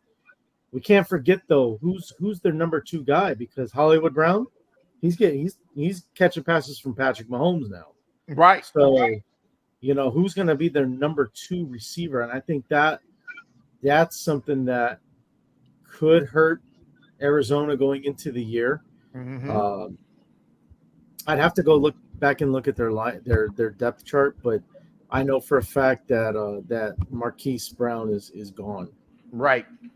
And but their wide receivers, you do get the, I don't know. I hate, sometimes I hate rookie wide receivers. I sometimes hate them, and the reason why I sometimes hate them is because the expectations of what they can and cannot be are usually there. Well, you can say that about any rookie. Yes, you can say that, but you also have the added thing of Kyler Murray. Can he deliver the ball? And whether or not it could be something that they can move up on. If they do get Marvin Harrison to go out and do what he has to do at the wide receiver position, that would be wonderful. But the other side, when you look at wide receivers, is there anybody else on there that's going to be able to do it? You have Michael Wilson. I don't think this is a guy to write home to mama about. Zay Jones, they get him from Jacksonville. Can that guy step up? And be number 2? I don't know. But at the same time, their tight end, they don't have any tight ends. So you're depending upon a rookie run wide receiver to go in to make it to change your whole aspect of your offense as far as what Kyler Murray can do and do without it. So I'm not hopeful. Go ahead there, Trey. One thing Cuervo said, which I think is going to really reign true, if that offensive line can't block and Kyler Murray can't run forever, mm-hmm. especially because of how fragile he is, both mentally and physically, then no matter how good Marvin Harrison Jr. can be, we'll never get to see it. Right. Because that offensive line is the only thing keeping Kyler Murray from saying, "The hell with this, I quit." Okay? Because you pay the guy a lot of money, but you got to pay those. You got to pay those linemen too. You can't pay the linemen. You get what you get. And because of that, if he's running for his life out there, he's not Michael Vick. Okay, Michael Vick can do a lot of things with his legs. Kyler Murray doesn't have that. He doesn't have that intangible. And I truly think if their offensive line can't block, Kyler Murray, he won't last the entire year, and he will sit out and protest for a good part of the year because he ain't getting what he wants. And that goes to my problem with a guy like a Kyler Murray. And we mentioned it when we first started talking. Is he going to take his job seriously in reality? And whether or not he can or he has the ability to do it, I think that's it. So you get a double whammy. Whether or not he can do it, and then the expectations of what he's supposed to do. Will he be willing to do it? And then we've always had that conversation about a Kyler Murray on whether or not he's going to be dedicated for a full 18 weeks. Never mind training camp. How much he's putting in training camp, how much he's learning from new coaches, and what he's capable of doing. Also, I expect more from Kyler Murray, but I expect more of the same. Is what I'm saying. This guy's going to be running the football, and he's going to be trying to find an open receiver, and he's going to need to have somebody get open. Now, whether that's Marvin Harrison, whether that's some of the other basically no-name wide receivers that they got on their football team besides Z Jones, he needs to find and make those guys a new pinpoint for defenses to look out besides Marvin Harrison. And I don't know if he has the ability to do it. So whether or not this will be definitely a new year for him moving forward into the 2024 season. So Cuervo, where do you have the Arizona Cardinals officially? We know Trey has them in last in this division. Where do you have them in this division? I mean, third, of course. I mean, I'm not gonna try and trick you guys into thinking something else because I know it's not gonna work. But listen, here's the thing. So he's got Marvin, he's got Zay Jones, he's got Greg Dortch, who had spotty games here and there, and you're like, oh, where'd this guy come from? And everybody rushes to go pick him up in fantasy, right? Like he was that type of guy last year. You pick him up, you drop him. You pick him up, you drop him. I think Kyler is desperate to keep his job in Arizona because I think he knows this is his last shot. And I think you're going to see that. You're going to see Kyler get desperate. That could rain really well for him, or it could be a whole disaster. So either way, though, I think as long as he's on the field, you're going to see some desperate things from him. That could wind up saving his job. And that's why I think you're going to see Arizona yet again go out there and win games that they probably have no business winning. Well, that said, that's why I've got them winning third. I think just, when guys play desperate, that's when they play their best. When they know that they got their backs against the wall, that's when they do the best that they can. So, that's why I got them finishing third. Take a look at Darius Robinson that they got in the draft. He's going to be expected to be big.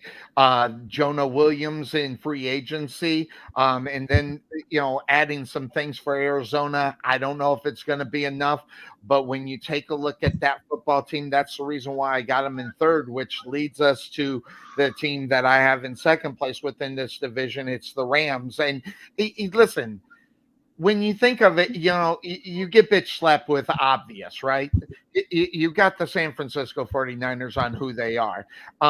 But one thing about the Rams I think is really interesting is how young that their roster really is. And then they sprinkle it with some veterans, here and there. So when you are Sean McVay and you have Matthew Stafford, you have to basically see what they've done since they've won the Super Bowl to last year. And you're going to have to make some changes if you are the Rams, if you're going to step up and figure out a way to get past San Francisco to win the division. Because when you're looking at San Francisco, and we're going to talk about them, there are not a lot of areas on that football team where they are not stepped up to where they can step out. So when you're looking at the Rams, as far as this division is concerned, it's really a 2-horse race in reality, being San Francisco and the Rams. I just don't know if the Rams are going to be able to step up and have a good season like we've seen from the Super Bowl in 2021 to where, I don't know. Here and there last year, I was disappointed in the Rams and how they played week in and week out. But when you have the 49ers have won this division for the last 2 seasons, but the problem also going 2-1 in the playoffs in the last 5, I would like to see the Rams step up. The question is, Cuervo, is this a team that can step up and actually win this division? Are they pretty much shelled in at the number 2 position going into the season? I would say they're shelled in, Sonny. The Rams remind me of what's a good comparison? I don't know if Bitcoin is maybe the right one, or like a stock that shoots up, right? And it's hot for a little while, and then they come back down. And then they shoot up again, and they're on fire again, and then they come back down. Yeah. Like, that's what you get with them. They're a very boom or bust team. I hear a lot of like the Chargers, right? If a few years back with Phillip Rivers, they'd be really good one year and then down the next. Really good year and then down next year. I would say the Chargers are more like if you were to cook a 5-course meal, but you had me cooking it. All right, I'm not a chef by any means. I'll do what I can with it. I got all the best ingredients there, but I'm not a professional chef, so it's not going to come out as good as maybe if Gordon Ramsay did it, or if Bobby Flay did it, right? So that's what the Chargers are. Not anymore, but they were. That's not the Chargers anymore, but we'll get to them later. So, yes, we'll get to them in a couple of weeks as we are. By the way, just to give you next week, we will not be covering divisions because Cuervo won't be here because he will be in Las Vegas. I was going to be there, but shush. I wish I could get – I don't know. I've got some things in my mind that I'm cooking up, but who knows? But that being said, of course, that's the name of the show.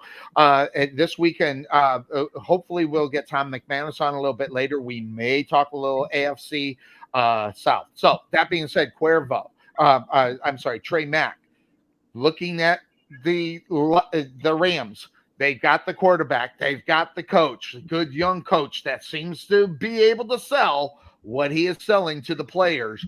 But whether or not there could be an up or down season for this season, their schedule and the schedule for all these teams within this division is the same. It's just whenever they're going to get them. This is a tough season for the Rams going into this one. What's your take up on what you see from the Rams going into the season, going from training camp to week number 1? What's your take? Well, they have one thing that the Seahawks and the Cardinals don't have. They're the Rams. I mean, they've been to the dance, right? Right. Now, but I don't think you don't have the very same team that's been there, but you got the same coach and you got the same quarterback. So they have a reason to want to go back. The problem is they're in the same division with the team that just got there and has been there for a while. So that it's kind of, it's like there's no points for second place, but that they're almost willing to take it and hope for the best, because that's kind of anybody who's watching that division right now is looking at. They're not looking at the Rams. They're not looking at the Seahawks. They're not looking at the Cardinals. So the Rams are the only team that has an opportunity to really say, "Hey, what about us?" Right. And it might be their battle cry this year, which, the battle cries only work if that team's willing to work with it. I like their coach. They have a winning atmosphere. The problem is they don't have a winning team right now. Now they have a couple good pieces in place, but they don't have the whole package. So a lot's going to come down to luck with this team. They're going to win a couple games that they probably should lose. They're going to lose a few games they should win. That's the NFL, Yeah. unfortunately. But Yeah. you know, I really think in that division they're going to be the second best team going this year. So for that division. Interestingly enough, the way you just said that about losing games that they shouldn't, that's what the Rams are outside of the Super Bowl run. That's kind of what their history kind of is. Now, when you look at what you get with Cooper Kupp has not been the same since the Super Bowl run. Last year, 737 yards and only 5 touchdowns.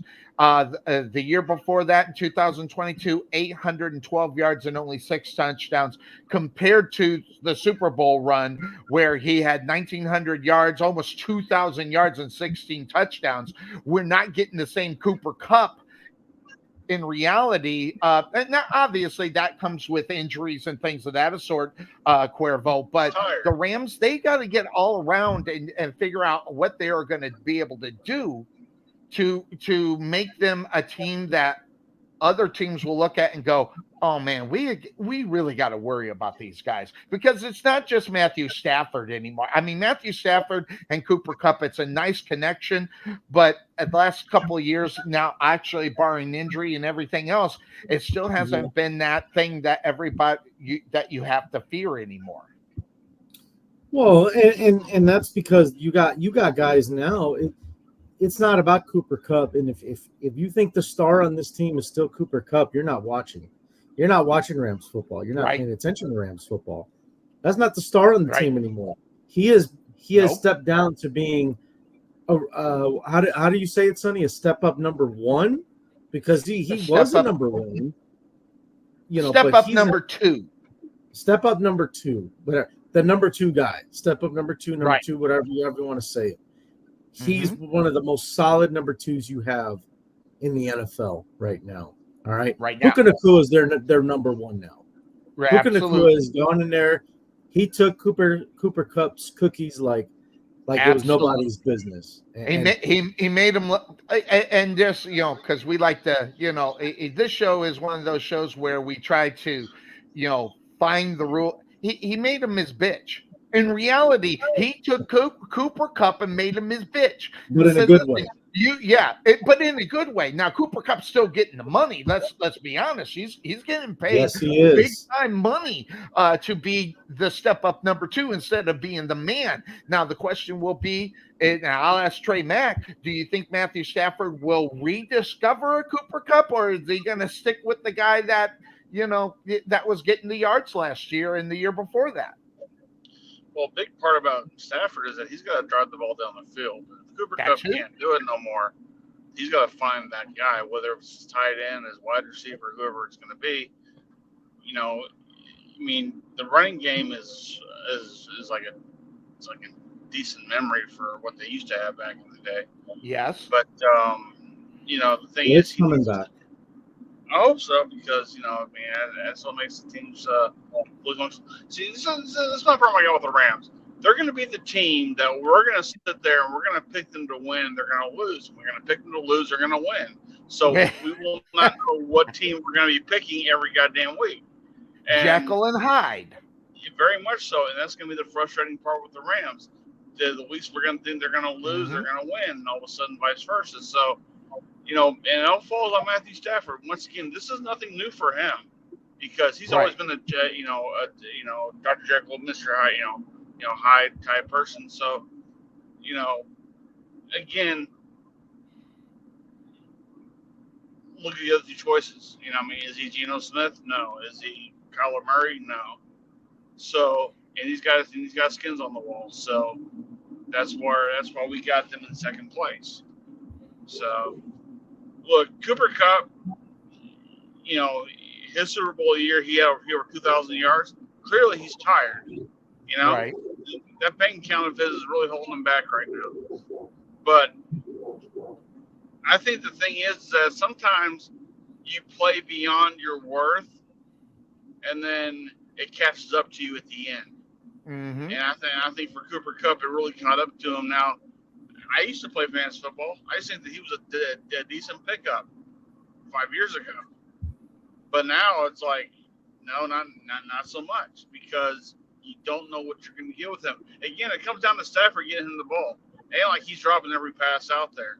He's got to get open, though. That's the thing. If defenses are making him their bitch, then it don't matter. It don't matter how good of a player he is. If you don't get the ball, we'll never see it. Right. So, there's going to be a time when defenses are going to look at other players on that Rams offense who are bigger threats, and that might open the game up for Cooper Kupp. But until that happens, it's going to be a hit and miss thing for that team.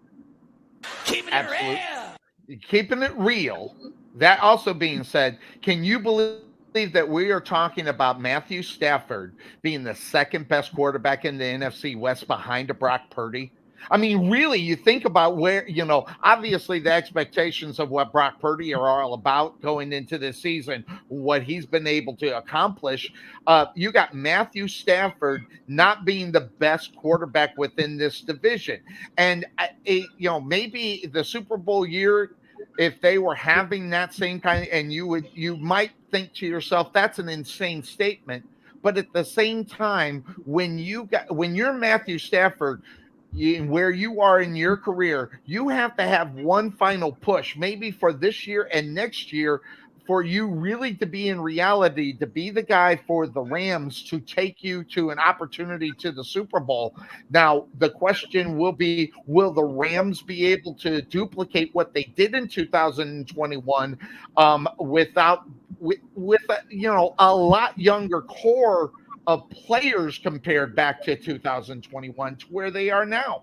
And I think that's the big difference that you see from 2021 to where they are now. It's a younger core of players, but the question is, will they be able to step up in with that younger core and make a difference within this division? And that's where I think that their problem lies, more so when you look at San Francisco, as they are solidified in almost every single position out on the football field, Cuervo. The Rams, I don't know if I completely agree with that, Sonny. I think there are some areas where they're hurting a little bit. Like their best corner right now, you could argue, is a guy that really hasn't played for the past couple of years and was cut from his team. Right. To create salary cap space, and I'm talking about Tre'Davious White, of course. And he was a good player. I don't know if he is anymore. He's been hurt a lot. He hasn't really seen much of the field, so I just don't know. That could be something that could wind up hurting them during the season. Is when they play teams that have elite receivers, number one guys, like say they play Dallas. I mean, who's going to stop CeeDee Lamb? If CeeDee Lamb gets his ass in camp and gets a deal done, like who's going to cover that guy? Who's going to cover, even Marvin Harrison in their own division? Who's going to cover that guy? Who's going to cover either Brock Purdy, Deebo Samuel or Brandon Ayuk? Who's going to cover them? That I think is going to be part of what hurts the Rams defensively. And think about the Rams defensively, they get guys and then they lose guys. They get guys, then they lose guys. It's one of those. Right.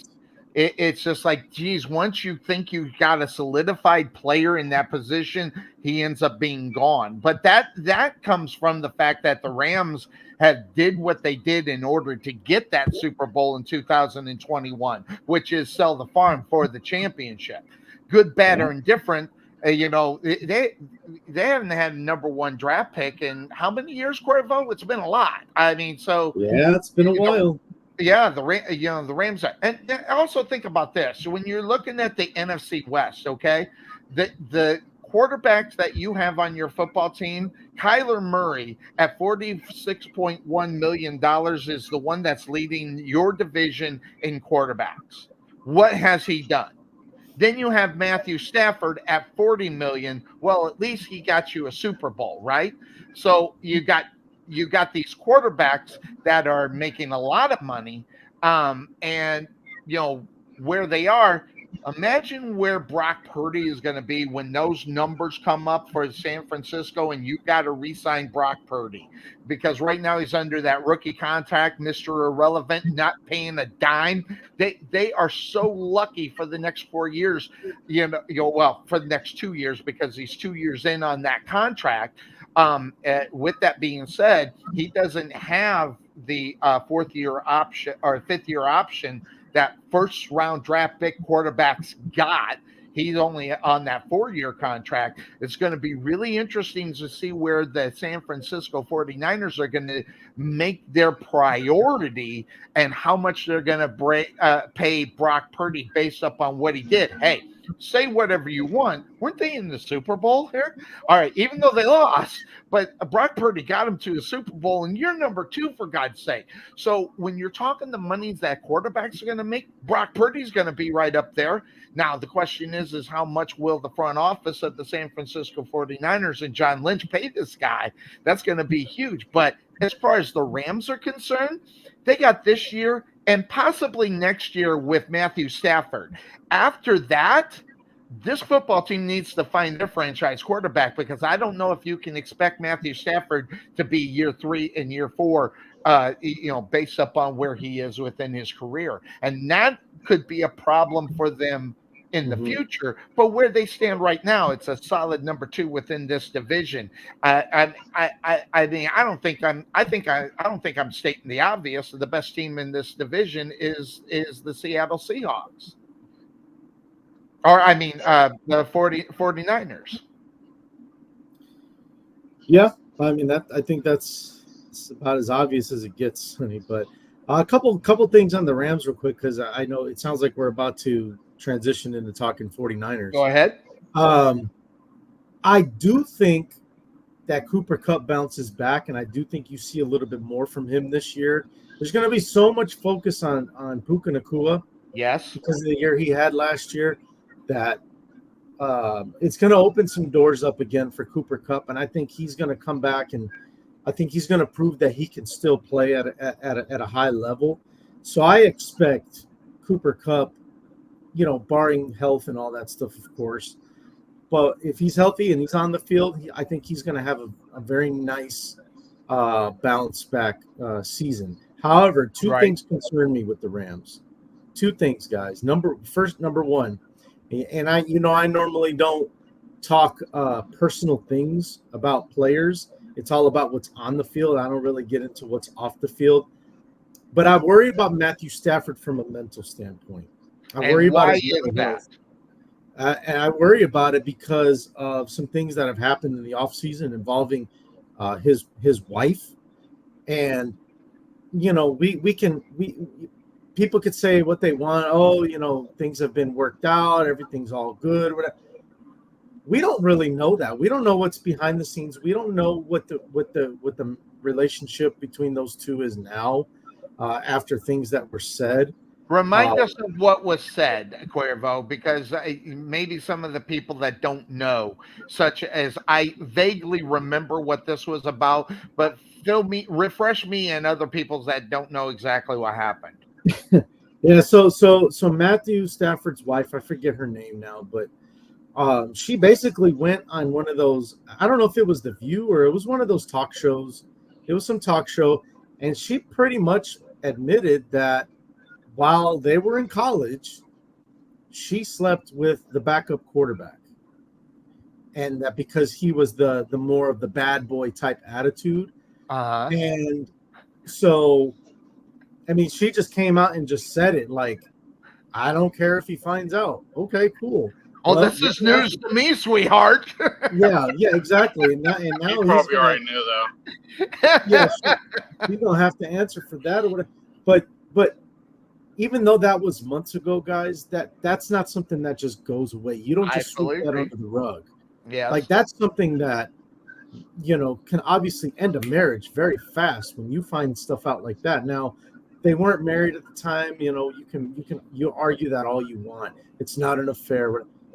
That's still something that like you find out years later. Like I just don't find that to be something that Matthew Stafford is just gonna say like, oh, okay, Yeah. no worries, hon, no big deal. Yeah, we're past that. Now he could, because according to her, he's the nice guy and whatnot. But it's kind of like that's kind of messed up. So I just worry Unless about they're his mental slingers. health. Unless they're slingers. Look, there's always a possibility, right? It's a very LA thing. I'm just saying. Oh, hey Trey, man. if we find upside down pineapples around their house, okay, cool. Like, whatever. You know what I mean? Like that's their business. But no, but so that's the other thing is I worry defensively about them. Yes. Listen. Dude, all Matthew Stafford has to tell her is like, look, you want to go find someone else, fine. The line forms to the left on my end, so I'm good. Don't worry about it. Yeah, I'm sure he wouldn't have a problem. Anyway, that being said, that's the other thing is defensively. Yes. When a guy like Aaron Donald retires, that's a big deal. Yes. Who's going to be a guy that steps up and leads the defense? Yes. And I think that's where the team could wind up. How Trey was talking about losing games they shouldn't be. They're down. They're up by a field goal. Defense freaking falls apart. Gives up a touchdown, game over, or something like that. Yeah. So, well, just to throw, I mean, we can obviously talk offense all day long when you talk about the Rams, but the Rams go ahead and they add Witherspoon from the Rams, which is a big pick for them in reality to help them in the corner. He's been playing pretty good, but sparingly in the last 2 years, but he's been there. But when you trade away Jalen Ramsey and Allen Robinson, I mean, you've got to be able to fill those holes as far as that is concerned. I don't know. Maybe if you bring, what they brought in, I think Hunter Long as well. So with that trade with Jalen Ramsey, but whether or not when you are going to add talent to your team, you need veteran leadership. And especially on the defensive side of the ball, and I don't think they did it. So that's the reason why you're not going to see the Rams to make that springboard over the 49ers based upon what they've acquired, what they've done in the past, couple of years. They did add talent though, Sonny. They added Cameron Curl, safety, came from Washington. Good, solid player. Kevin Dotson came over from. Hold on, I don't remember what team he came from, but I mean he's considered one of the top offensive guards in this league. So, right. And what we say, Cuervo, all the time, it has to start with obviously your quarterback, and then you need to protect the guy. And if you're not going to protect the guy, you're going to have him running around. And Matthew Stafford is not the young Kyler Murray or a Lamar Jackson that can get out of things, okay? He's the guy that's going to stand in that pocket, and he's going to take it. So you better protect him. And, yes, they went out and got one of them, but at the same time, if you're McVay, you're going to have to figure out how you're going to keep your quarterback upright. And maybe one acquisition might not do it. That means you're going to have other guys step up to protect an aging quarterback that can be knocked out in 2 seconds. And then your dreams of living second in this division can fall down to third or maybe last, depending on who they'll have at the quarterback position as far as the Rams are concerned. Right. No, absolutely. You're spot on with that. So. I mean, think about this, Cuervo. Okay, they have Stinson Bennett and Dressler Wynn as the backup quarterback. Who? Who? So Sonny, you know who the backup is. It's your guy. He's your guy. No, not my guy. Not my guy. Yeah, he's the reason we got the soundbite from Bryce. Yeah. Well, no, was that the actual? It was something else that I kind of made. No. What? This was a little background for Trey because he wasn't on with us yet. But a couple of years ago, Sonny made the argument that Jimmy G was the second best quarterback in the division. Oh, that's you know what, and that was. But you want to know what about that as far as that was concerned, Cuervo? Who was right? I made the statement, right, and without a doubt made the statement. But Cuervo, who was right in that instance that year?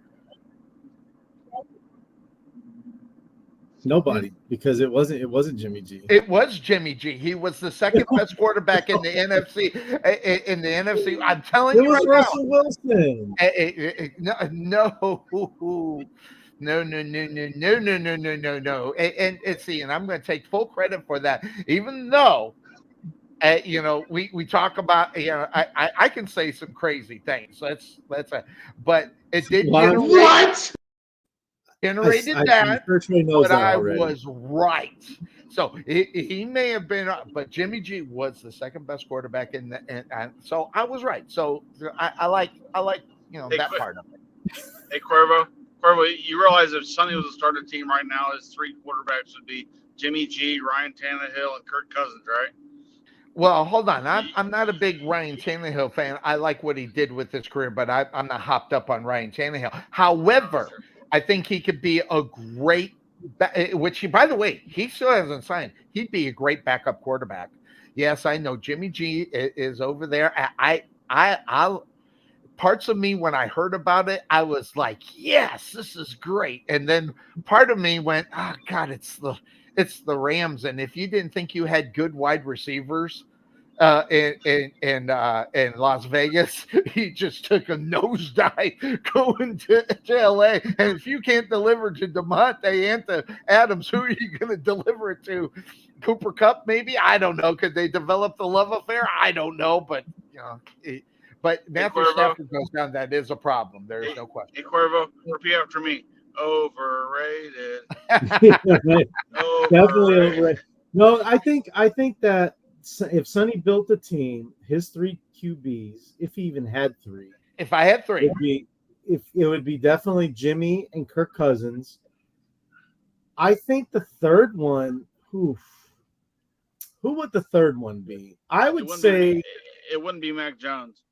No, it wouldn't be Mac Jones. I'm thinking more of well, he loves Brian Hoyer, so I think he's a guy that could possibly be on that list. Stealing from the NFL off of 4 football games for the Cleveland Browns. Hey, well, congratulations! if you want to take it old school, boy, but he robbed those NFL football teams. Or if you want to take it old school, Trey, do you remember Matt Moore? He played for the Dolphins, and back up for the Detroit Lions. Oh, yeah, I remember him. He loves him some Matt Moore. I love them. These are guys that never get it. And who's the other guy? He came out of Western Kentucky, and which never got a chance. And he was Brandon Dowdy. Love me some. By the way, I seen him up close and personal. Great guy, and I've been trying to get him on the show. I mean, you would think his biggest fan would want to come on my show. I don't know. It'd be his only fan, really. I think he got robbed in Arizona when they grabbed him. They had an opportunity to go a different direction, and they didn't do it. It just made me mad. But then again, that's just what I see. Anyway. But the San Francisco 49ers obviously are the top teams, that we think is going to come out of the West. I mean, they've only showed that they got everything that they need. But I will tell you this. If Bosa doesn't stay healthy, that creates a hole. So you got to watch. You're going to have to watch for Bosa. Now, his brother got hurt too. So both these guys are kind of guys that can get hurt. The question will be how long would they be out? So you got to look out for Bosa as far as being healthy and being out on the football field. But the San Francisco 49ers just have everything. And they're going into their third year with Brock Purdy, and he's the best quarterback in this division. And a guy that, say whatever you want about him. He doesn't have to be the great big superstar to get the job done, Cuervo. We've seen it. Okay, he's got all the tools, and you say whatever you want about being a game manager. Okay, that's what Brock Purdy needs to continue to do for the success that they have, because guess what? He's slowly going to get better anyway. He doesn't have to take a great big leap to still remain the best quarterback within this division. He doesn't need to take a great big leap not to get back to the Super Bowl. So, he can slowly develop it in being a great quarterback for this football team, and he doesn't have to be the superstar on his own football team. But, say whatever you want. It's hard to get back to the Super Bowl when you don't win it, the next year or years after that. And that's what that San Francisco 49ers are going to have to look forward to this season. Are they capable of doing it? Obviously, we got them winning their own division. So that puts them in the worst case scenario, wild card home game. So, kind of where we got them. Yeah, and that's a start. I mean, if you want to make the playoffs, win your division, right? That's the number one thing that teams preach. Go win your division, lock you a playoff spot. And I think the Niners are going to have no problem doing that. Right.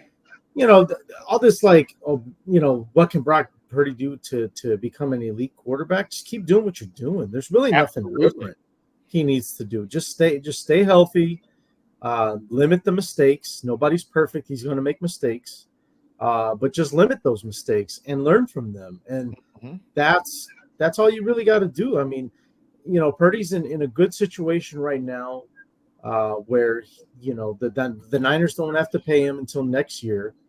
And when it comes time, though, like you said earlier, Sonny, what's that going to look like? I mean, there's already talks about Dak being the first $60 million man. Yes. I mean, if Purdy takes him to the Super Bowl again, Purdy's going to be the first $65 million man. Like, it's I think if they just get to the championship contract game of the NFC, he's going to get that money. I disagree. I think once you hit a certain standard, there's nowhere to go from there but up. So the only thing he's got left to do is get that ring. Bring a ring back to San Francisco and just kind of solidify himself as a top QB in the NFL. So, but who knows? I mean, maybe that's good enough for John Lynch. Hey, make it to the NFC Championship. I don't know, but it kind of feels like that's a step down if they don't. Or how they lose it, maybe. Well, right, and last year when Philadelphia beat them, or 2 years ago, if you want to call it that, you can't help if you're hurt. Like, injuries happen. So yep. Would have been interesting to see how that game played out, but we're never going to know that. You're never going to know that, and let's do it. Look who's Hey. here. It is the boss. Hey, Mark. How you doing? Hey, good reception today. 9 times out of 10, when you come on this show, you get the worst reception ever. We can actually hear you. well, that's good news because I had a special lady come in and fix my settings, and it was now fun. all you got to do is make sure you don't mess with them like you always do and screw it up again. So there you go. No, she put little X's where I'm not supposed to touch. Gotcha. All right, So, very that's good. all So, So by the good way, morning, guys. How you doing? we're doing good. Doing good. Let's review. We're in the NFC West. We got the 4 teams in the NFC West: the Arizona Cardinals and the Seattle Seahawks, 49ers, and Rams. Your team, the Rams, I mean, I don't know how you feel about the Rams. I don't know how much you're keeping up in the offseason like we normally do. I have been kind of putting my ear to the wall, but Rams have got some work to do. No, God, yeah. 49ers are going to be strong. That's how I look at it. Of course, the Cardinals are The Cardinals. They're a laughing stock. They're a laughing stock. And as far as Seattle goes, I don't know. They're a good team. So I'm They're hoping, 500. Like Trey Mack said, they're 500 football team, and no one can expect the expectations should be a little higher, but don't expect too much higher. Oh no, I would. Yeah. So that's my take on that. Yeah. So, by the way, we're going to hopefully get Tom McManus in here a little bit later. We might steer over to the AFC South if he comes in. Hopefully things are going well with him and where he is. Well, hopefully we got our eye in the green room, see if he pops in. That being said, that takes us to where we got Cuervo and I as have all four of them in the same order, that being San Francisco, LA, Arizona, and Seattle. The only difference Trey Mack has is that he brings Seattle in third and Arizona in last. Do you have an order for yours, boss man, on what you think where this division would end up? It's going to be 49ers, Rams, Seattle, and I believe the Cardinals are going to be Gotcha. last. So you're along with Trey Mack. So you're right there with the Trey Mack. Exactly. As far as DC, got that. So I got you written down with your picks. I got mine is where it is now. That being said, before we jump into the AFC, I'm going to ask everybody, and if you don't know, that's fine. But what is your big story? I already told you what mine was. Is I want to see Seattle. The big story is Seattle figures it out, turns it around, and they're eligible. What would be, Cuervo, your big story that you would like to see in the 2024 season within the NFC West? Well, I think the obvious one is the situation with Brandon Ayuk in San Francisco, but I'm not going to use that. I'm going to say, I mentioned it earlier about Arizona. Can Kyler Murray do enough to save his job in Arizona? Because this is going to be his last opportunity to be a starting quarterback in the NFL, in my opinion. Mm-hmm. And so I'll shoot it over to Trey Mack. What's your big story? What or your big hope for the NFC West? Well, since I didn't get my opinion taken on the Niners, tell us what I apologize. What's your take up on the 49ers? We all knew where you were going, so Look, you and I have talked a while back. I said, look at the Niners' schedule. Find me a loss. I mean, they have a pretty decent schedule. Now, I think if a big story to come out of this is going to be because you got Purdy going to his third year, right? Going in his third, yep. Mm-hmm. There's a good chance that if they do anything good this year, he can hold out next year. Because that seems to be the trend, hold out for more money while you're still under contract because you can get paid a lot more on the back end of that. And teams are willing to pay now, unless you're the Cowboys, and they'll just wait till the last freaking minute. I mean, considering whatever Dak signs for, whoever's going to sign for, again, if you're Brock Purdy and you've been to the Super Bowl and if you go back to a championship game this year, the price it might be more than $65 million because of the value of that position and where he's at and what he has done. So you want to talk about going from zero to a freaking billionaire almost. That's going to be him because he'll have the skins on the wall for that. He'll have the numbers, and you know what? It don't matter if he's a good bus driver or not. He's winning. That's right. The thing. He's a quarterback on a winning team who's going to championship games that matter. And I think the bigger story is going to be whatever you pay Brandon Ayuk, it ain't going to matter because what you're going to pay your quarterback is going to be staggering. And that actually might hamper the team down the road, as a lot of big contracts seem to do a lot. But at the same time, you got to pay the man because he ain't stupid. Show me the money. Yeah. Think about this, Mr. Irrelevant to the highest paid quarterback in the NFL within 2 years. It's a bitch slap to everybody who drafts their quarterback. We get Mr. Irrelevant, the last freaking pick, and he comes out and he's going to be making $60 million a year. Go ahead. I mean, if they can make a Hollywood movie based on Kurt Warner's career, imagine what they can do for Purdy. Yeah, absolutely. Cuervo, go ahead. I was going to say I almost have a slap the table for you guys. Oh, okay. Almost. But Wait, almost. I don't know if I want to call it a slap the table, but here's a prediction I'm going to make. I think you can make the argument that if Brock Purdy can win one Super Bowl, it goes down as one of the greatest stories we've seen in the NFL. If he can win two, though, I want you guys hold on tight. If he can win 2 Super Bowls as being Mr. Irrelevant, I think that is even a more impressive story than Tom Brady.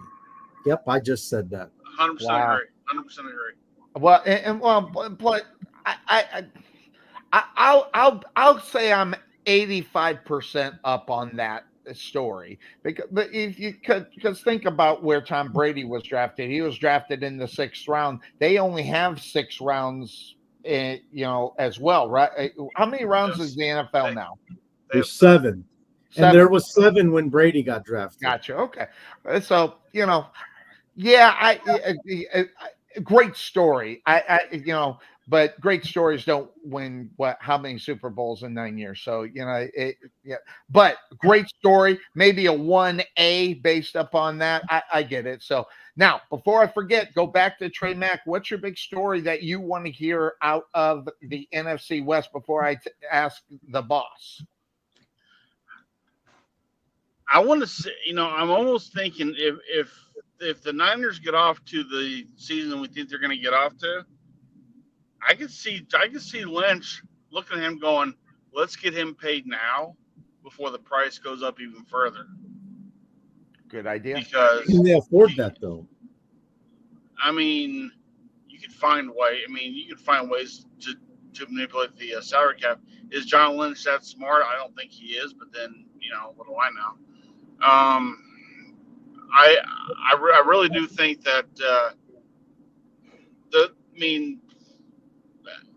as far as another big story, as I said, if the Cardinals can't block for Kyler Murray, you're going to see the biggest baby in the NFL you've ever seen. For a guy who makes X amount of money. He was already there. Yeah, he might already be there, but you know what? Considering the fact that he might up and retire. Right. And just say to hell with it. Right. I got my money, I'm good. I was going to say, he'll become a professional Call of Duty player. Just All right, boss man. What's your biggest story coming out of the NFC? What story do you want to hear, or what do you hope for out of the NFC West? I've just got the headline, okay? Okay. Rams defense winning games. Wow. Yeah. That's my headline, and I think that's a good prediction.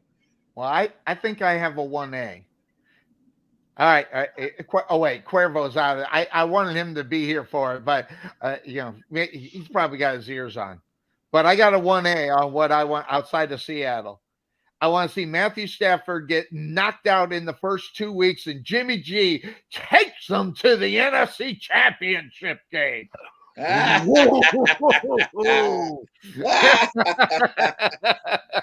Boy, I tell you what, you are dreaming.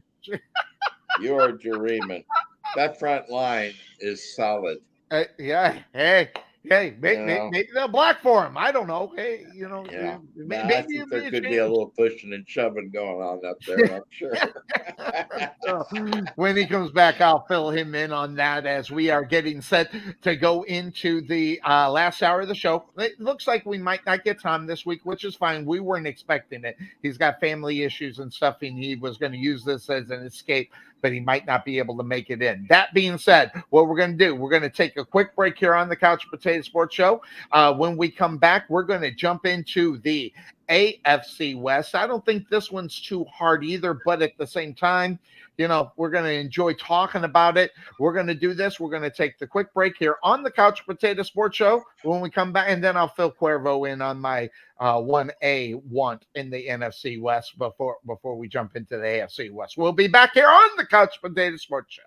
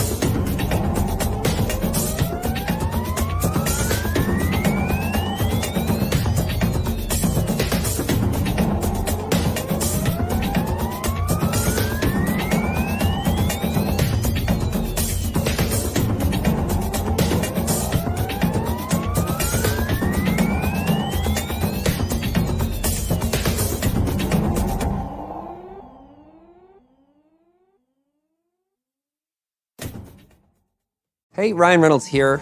Big Wireless has once again raised their prices.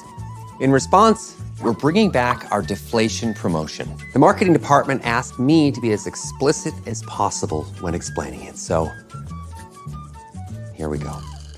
Because we don't love f***ing our customers over like Big Wireless. We're bringing back our offer for f***ing unlimited premium wireless for only $15 a month. F*** me to the moon and back. That's a great f***ing deal. Explicit enough marketing f***s.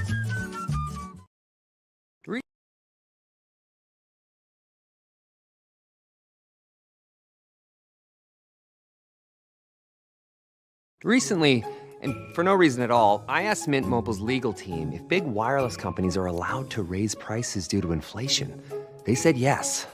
And then when I asked if raising prices technically violates those onerous 2-year contracts, they said, "What the f*** are you talking about, you insane Hollywood ass f- Do you know how big their legal department is, face?"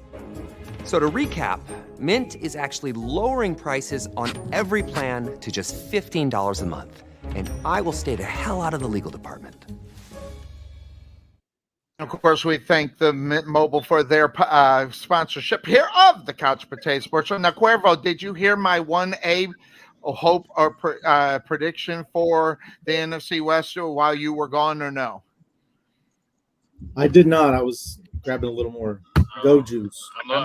I'm not sure if I can handle. I'm sure if I can handle this for a second time in a row. But go ahead. Well, we're going to do it again so you can hear it. My second wish is that, and hope is that Matthew Stafford gets hurt in week number 1 or number 2, and Jimmy G comes in and takes them to the NFC Championship game. So, of course, he would say that. Why am I not surprised? Hey, it's Sonny, so there you go. All right, ladies and gentlemen. You're warned. I always thought that Sonny's crystal ball is a little foggy. Didn't you guys ever think that?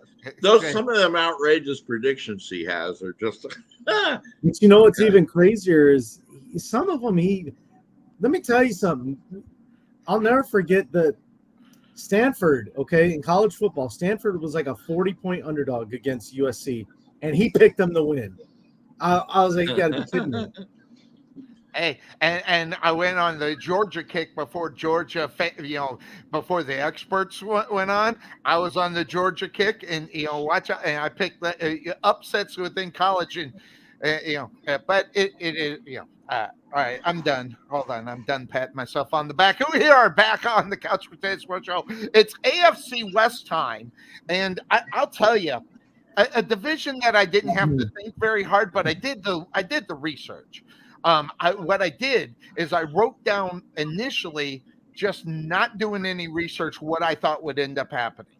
And then after I did the research on the teams and things of that sort, it didn't change. So that being said, I hate a predictable division of football, but it really just kind of looks that way within this division of football. But I will tell you, the team that I have in last place is one of the most disappointing for the fans, more so than anything, as the team that I've got listed in 4th place within this division, of course, is going to be the Raiders. And this is a Raider team, Cuervo, that did nothing. Their starting quarterback is going to be Gardner Minshew, for God's sake, quite possibly. So, Minshew. And you've got some mad love for Gardner Minshew. I like him. It's controlled, more so than crazy like.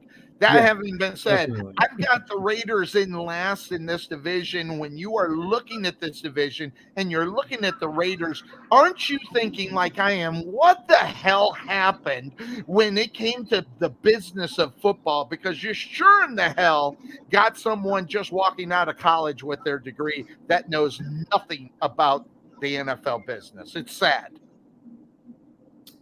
Yeah. I mean, that quarterback, man, I like Minshew, don't get me wrong, but is he going to be a guy that can take you to the playoffs? Look, he can surprise you. He can surprise you. He almost got the Colts in the playoffs. He almost well, no, never mind. I can't say that about you guys. But yeah. I mean, the Colts last year, almost. I mean, he was like right there, but they wound up losing to Houston, and that's that was the rest is history on that one. But I just wonder if my biggest thing with that team, Sonny, is the attitude of Devontae Adams and what he's going. Because you guys have watched the receiver show. I haven't even finished watching it, and I already know Devontae Adams is not happy with the Raiders. He can blow smoke up our ass all he wants on the NFL Network, on these talk shows, talk about everything's all good. Look, dude, you can't BS a BSer, and we all four of us can see through that. Yeah, that dude is hating life with that team. I just wonder, Cuervo, I'm going to ask you. I mean, and if you're watching it, you knew he wasn't very happy with Jimmy G. But, if you're Devontae Adams, who do you want throwing you the football? Do you want Jimmy G throwing it or Gardner Minshew? Good God, what a horrible situation for a big superstar such as a Devontae Adams to be stuck in reality, because his contract is pretty high and everything else. But if you're in any other football team, you need a wide receiver. The first one you're going to call is the Raiders, based upon what they did. This is a football team that did nothing in reality. And you thought the Cowboys didn't do anything? The freaking Raiders haven't done anything, and what they did is dismal at best. Well, let me answer your question. Who would Devontae Adams rather have thrown the football to? I'm gonna tell you the answer. It's Derek Carr, who's not on the team anymore. Because isn't that the whole reason they traded for him? Is to reunite that combo from their days in college? Wasn't that the whole point of it? I thought that was the whole thing. And then this nut job, Josh McDaniels, comes in and screws the whole thing up. And back to his old ways of this. He did the same crap in Denver, broke up that Jay Cutler, Brandon Marshall combo they had going on. Screwed that one up, and then he does it again with the Raiders. So, who does he want the ball throwing the football to? Is Derek Carr, but unfortunately, he's not a Raider anymore. Right. So but I don't know if you're watching it. He has a problem with Jimmy G, but would you rather have Jimmy G or Gardner Minshew? Maybe just the change of pace is probably who he would really want, based upon who's on the roster and everything. But at the same time, if you are the Raiders, okay, you are one of those storied franchises, and you are doing absolutely nothing to put yourself in a better position to be a good football team for week in and week out. And, it's crazy. So, Trey, what's your take on that? What's my question? What's the difference between Gardner Minshew and Jimmy G? Aren't you getting kind of the same player? No, Jimmy G is better. I don't think that's an argument, but maybe it is. Maybe I'm missing. No, there's no the bias mustache, there. baby. That's the difference. It's the mustache. But so I'll ask Cuervo, who do you think is better, Gardner Minshew or Jimmy G? Better. Well, who's better? Jimmy's got more experience, but I'd actually rather have Gardner Minshew. I just think Jimmy has lost whatever confidence he's had in himself. I think he's lost his confidence. Right. I think you're right. This is a guy that was winning 73% of his games, and within the last 2 years, that has dropped his average. So the simple fact of the matter is he has not been able to step up to what he has done year in, year out to get that 73% winning percentage. So, Bossman, I'm going to throw it to you. I don't know how in depth that you went with the Raiders and everything on what you think that you could see from them. What's your take upon the Raiders going into this season? They're flat. Yeah. Agreed. a flat would be a good thing. Maybe a blowout. I don't know. They definitely blew out the quarterback position. But Devontae Adams cannot be the only reason why you win football games. And that's where you look at where they are as far as there's really nobody to talk about when you talk about this. There's nobody. I mean, Zelmer White is your running back. Alexander Madison, a backup. I mean, your wide receivers are Devontae Adams. Outside of that, I've heard of Myers. Don't get me wrong, but he's nothing really at all to write home to Mama about. And then you got Guyton, who's right now injured, and I don't know. He might be on the PUP list. I don't know if he'll get back. But outside of that, do you even know anybody out on this football team on the offensive side of the ball that makes your team that much better, that says, hey, maybe we can be in contention of, maybe trying to get up to second place? I don't see him winning more than 4 games this season. I looked at the schedule. I seen what they're going. And those 4 games, I wouldn't know which one they are. They're just going to win games because they probably had no business winning them. And those will be those 4 games. So, Trey, I mean, the Raiders, what do you think as far as the Raiders are concerned going into this 2024 season? It's going to be a real pick 'em as far as who's the worst team in that division. Them or the Broncos. But, unfortunately, both teams got to play the Chiefs twice. Right. And of course, we're not sure exactly what Charger team we're getting, but we know they've got a hard ass coach, so we'll see where that goes. Right.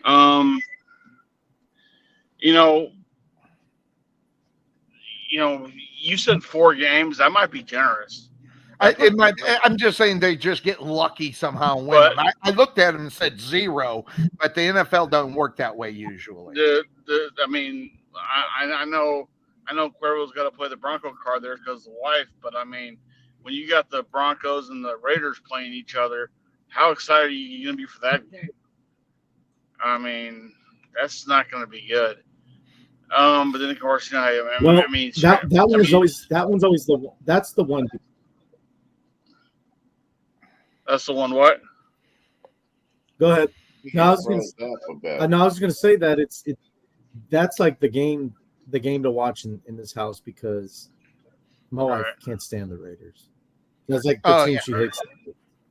I can only imagine being a fan of the Broncos in that division. It has to be that team you hate the most because never mind the football team, you got the things in the stands as well. You got the crazies, which and then that goes back to what I'm saying about the Raiders, how they fit. Forget about how they failed as a football team. Look what they did is for the fans, which is nothing. I mean, you got one of the most passionate fan base in the NFL, and look what you're doing to them this year. This is a team,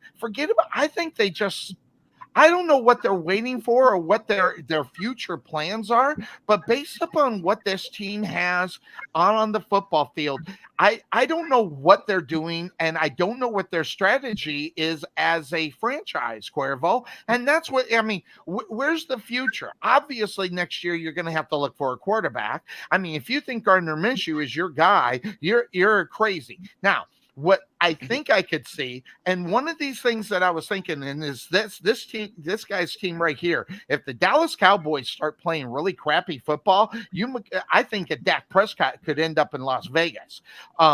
Based upon a team that can pay him the money and may be willing to pay the money. I don't know, but I could see Dak Prescott in a Raider jersey, and then Devontae Adams would be really, really happy. But as far as outside of Devontae Adams, where's the future for this football team? I don't see it. Do you think Dak Prescott really wants to go to a team that's just as bad as the team he currently plays for? Well, storied franchises. That'd be the only reason why. It is a storied franchise, and it is Devontae Adams. I mean, listen, they're not getting rid of Devontae Adams. No one's going to pay Devontae Adams because if you're going to get Devontae Adams, it's going to be a sign and trade situation. And I don't think you think Justin Jefferson's getting paid a lot of money. Devontae Adams is next in line because those numbers that are big for wide receivers and as far as salary are concerned, Devontae Adams is going gonna spearhead that whole thing and be up on top as far as wide receivers are concerned. And he, by the way, here I think I have it right here. Here it is. So here's your number, $35 million. If Davante Adams gets out on the market, or you're going to have to re-sign him, you're looking at $37.5 million minimum, if not just close to $40 million that you're going to have to pay Davante Adams at the quarterback position. I don't think we get that high. Oh, I think hey, listen. History lesson on the Couch Potato Sports Show. When Davante Adams was signed for Green Bay for all that crazy money, I couldn't. First of all, I couldn't believe it. By the way, it was insane. But with that being with Aaron Rodgers and everything, that kind of worked out, right? It worked out, and then he got that and then he got another contract on top of it, which I thought was insane. Guess what? Those two signings for Davante Adams puts him in so much demand. Now, there are only going to be so many teams that can or be willing to pay that. But I'm telling you right now, if Davante Adams gets out on the market, open market, he's going to get more than Justin Jefferson, and there's more uptake on Justin Jefferson right now. And unless he has a shitty year, though. Well, that shitty year will not be blamed on him. It'll be blamed on Gardner Minshew. It'll get blamed on whoever's going to be the quarterback for this football team. I don't think anybody's going to deny the talent that Davante Adams will bring to, even with a Gardner Minshew. Okay, if that works out, great. And guess what? If it does work out great, you don't that with Gardner Minshew. Imagine him a Jet. Imagine him a Cowboy. Imagine him on some of the best teams in the NFL. Could you imagine him with Patrick Mahomes? This guy's going to get the money, and it'll be the last contract he gets that huge money on, and because he's not going to get any blame with how bad the Raiders are going to be this year because of the quarterback position. I'm sorry, I'm too busy looking at one of our waitresses here at work. She just got undressed in the parking lot. All right. Sorry. Okay. All right. Side show. You're on the Couch Potato Sports Show and the side show. Hey, you're doing pretty good over there. Point the camera in the right direction. Yeah, man. Why are we looking at your? No. This is not for y'all. This is for me. I mean, come on. Yeah. Selfish bastard. Anyway, that being said, I know her. Hey, hold on. I know her. Okay, sweet. Oh, okay. All right, now I really know her. Yeah. Oh, walk a mile for that vertical smile. Anyway, that's being said, that's the name of this show. All right. So I think we all are. Is there anybody want to talk more about the Raiders as far as where they are? Or no. Okay. No. All right. I move the show along. Let's go. Come on. We only got an hour left. All right. Move it along. Okay. Fine. That being said, my third place team within this division, okay, obviously they're going to be Cuervo's wife, the Broncos, and this is just more in the fact it's a stab that I don't know what Bo Nix is going to do at the quarterback position. I am sure your wife went out and bought the jersey. But I don't know I don't know where they're going to be as a franchise, because there seems to be a disconnect between coach and players. And you can say whatever you want about all the talent in the world on your football team. If you have a disconnect between coach and players, you're not going to be very successful. And right now, I don't know if coach and players are anywhere close to being on the same team or same page, Cuervo. But if you're going to live on potential, you got the guy that some people thought was pretty good, maybe the third or fourth best quarterback within the draft this year. What are your expectations for Bo Nix and the Denver Broncos? Because I know you had to dive into this a little bit more than I did because it's your wife's team. What's your take up on the Broncos? 17-0. Oh, no. Wow. Yeah, look, it's going to be. They're in third place with 17-0. You must be in earshot. Might be a rough season here. Yeah. Yeah. No. I think I'm going to have a little extra alcohol in the house during football season. Uh-huh. Just because I think it could be a rough year. Yeah. I just think that rookie quarterback. I don't know how Sean Payton is going to handle that situation, but I'm sure he's happy that Russ is gone, right? I mean, that was the whole thing. Him and Russell Wilson did not get along. He had a bad attitude, whatever. Now he's got a rookie that he can mold how he wants. So maybe that's an advantage, but it's gotta equal something on the field. We can talk off the field all we want, training camp, preseason, whatever. It all sounds great. It all looks great. But one, what's it going to look like?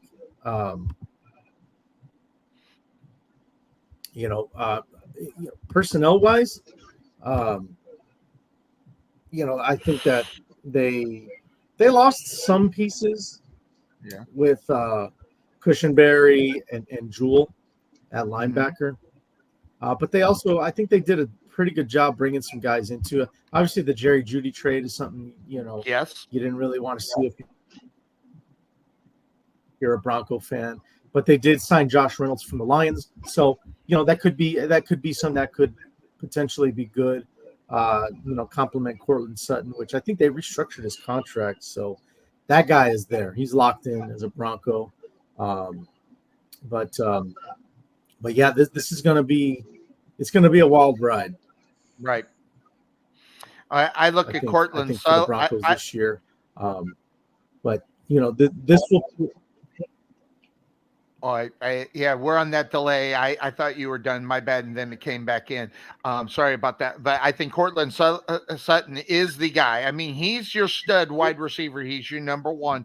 And that what needs to happen is that Mr. Bo Nix is going to have to figure out some chemistry with the new guy, and that's always a tough thing to do. Is you get chemistry with your new guy. So Trey Mack, I look at the Denver Broncos as ending in third within this division. What's your take up on what you're seeing from the Broncos? Do you think they have a chance to maybe come in second this division, or do you think they're right there in third? I think they're in third, but I think one thing that, and I'm willing to go on a limb on this, and I'll probably be 100% wrong on it, but if you're going to pick Jimmy G as the end-all, be-all in the NFC, then I'm going to pick this one. Bo Nix will be the best quarterback to come out of the draft this year. Wow, that's a heck of a prediction, depending on what you hear. Because where he played in college, they play a pro style offense, and I think he will be more acclimated to the pros than the other quarterbacks who came out this year. I don't think he'll figure it out this year, but I think it'll take. Give it 3 years, we'll see some major changes. He's got the right coach, he's got the right coach working with him. Think about this: what would Drew Brees be like without Sean Payton? I'm not saying Bo Nix is Drew Brees. I don't think anybody's saying that. But I'm saying it took the right guy. It took the right person to get in his ear, and I think you got the right combination of coach and quarterback right now for a young team that has no expectations right now. So I think this is going to be a very smart move for Denver. Third place is not bad. Again, you're beating the Raiders, so it don't matter.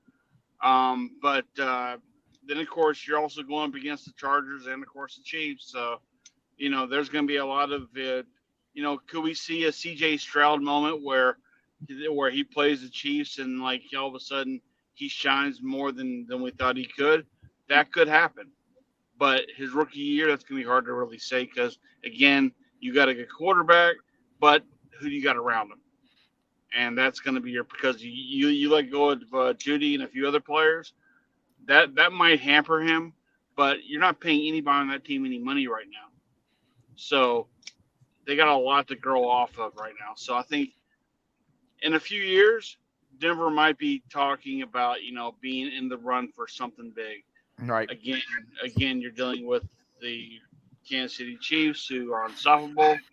And, of course, you got whatever is going on in the other divisions as well. But I think this will be a good year for him to learn.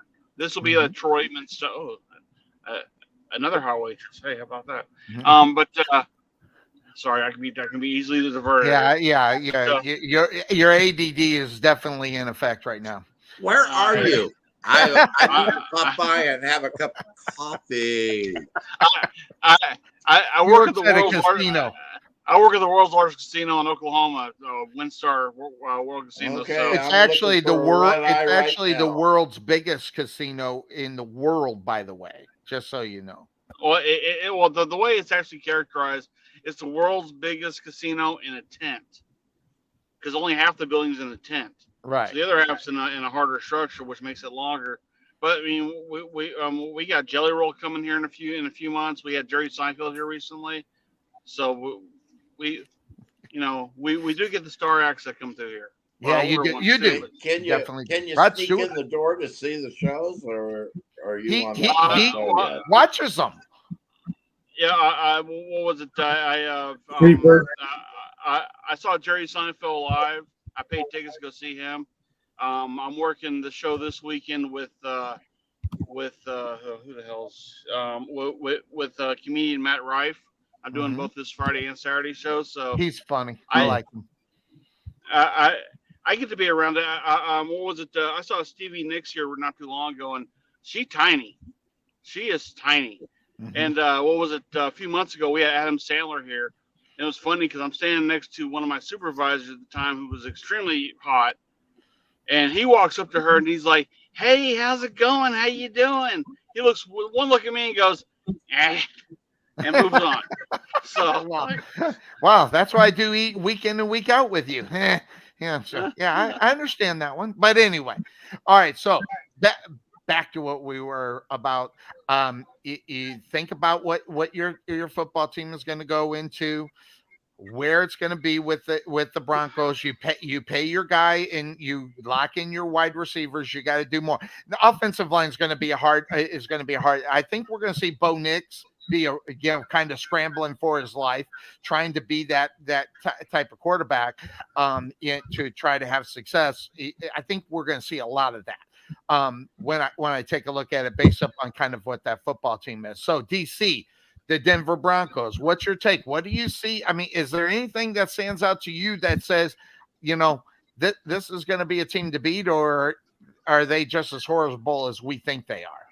Well, I kind of agree with you. If they don't have good communication on the football team and everybody's on the same page, they're not getting along with their coach, that spells trouble, I think. Well, depending on how that mold will be with the quarterback position, but from the years before, we've seen that disconnect from the head coach to that. What now? So Cuervo, Denver Broncos, realistically, how do you see him? Where do you have him finishing within this division? I obviously have him in third place, and I think you do too. No, I actually got him in second. You are such a liar. I love this guy. He's one of these guys, or he's got the answer for his wife. One of the two. No. Type in what you really feel. Yeah. Blink twice. No. No, I really do think they're going to finish second. It feels up to my wife, they're going 17-0, but no, I really do think they're going to go second just because I think skill position wise they got more than the Chargers do, and I think that's what's going to hurt the Chargers, even though they got the quarterback. We'll get the Chargers here in a minute. That's like having the four of us on the Chargers. I'm pretty good on Madden, sir. I'm pretty good on Madden, sir. I'm unbeatable on Madden, so I want to be on the kickoff. It's because you haven't played me yet. You haven't played me yet. That's why you're unbeaten. I want to play on the kickoff team. I think the squad is good for me. I need to run more. Yeah, something like that. Yeah, in small that's sports, the problem. Yeah, gotcha. So if I can make it to 35, I'd be surprised. Second in this division. That's I don't know if that's a crazy prediction or just you're doing a Sonny. I don't know, but you're obviously seeing something that we aren't, because I can't foresee it. But I mean, I don't know.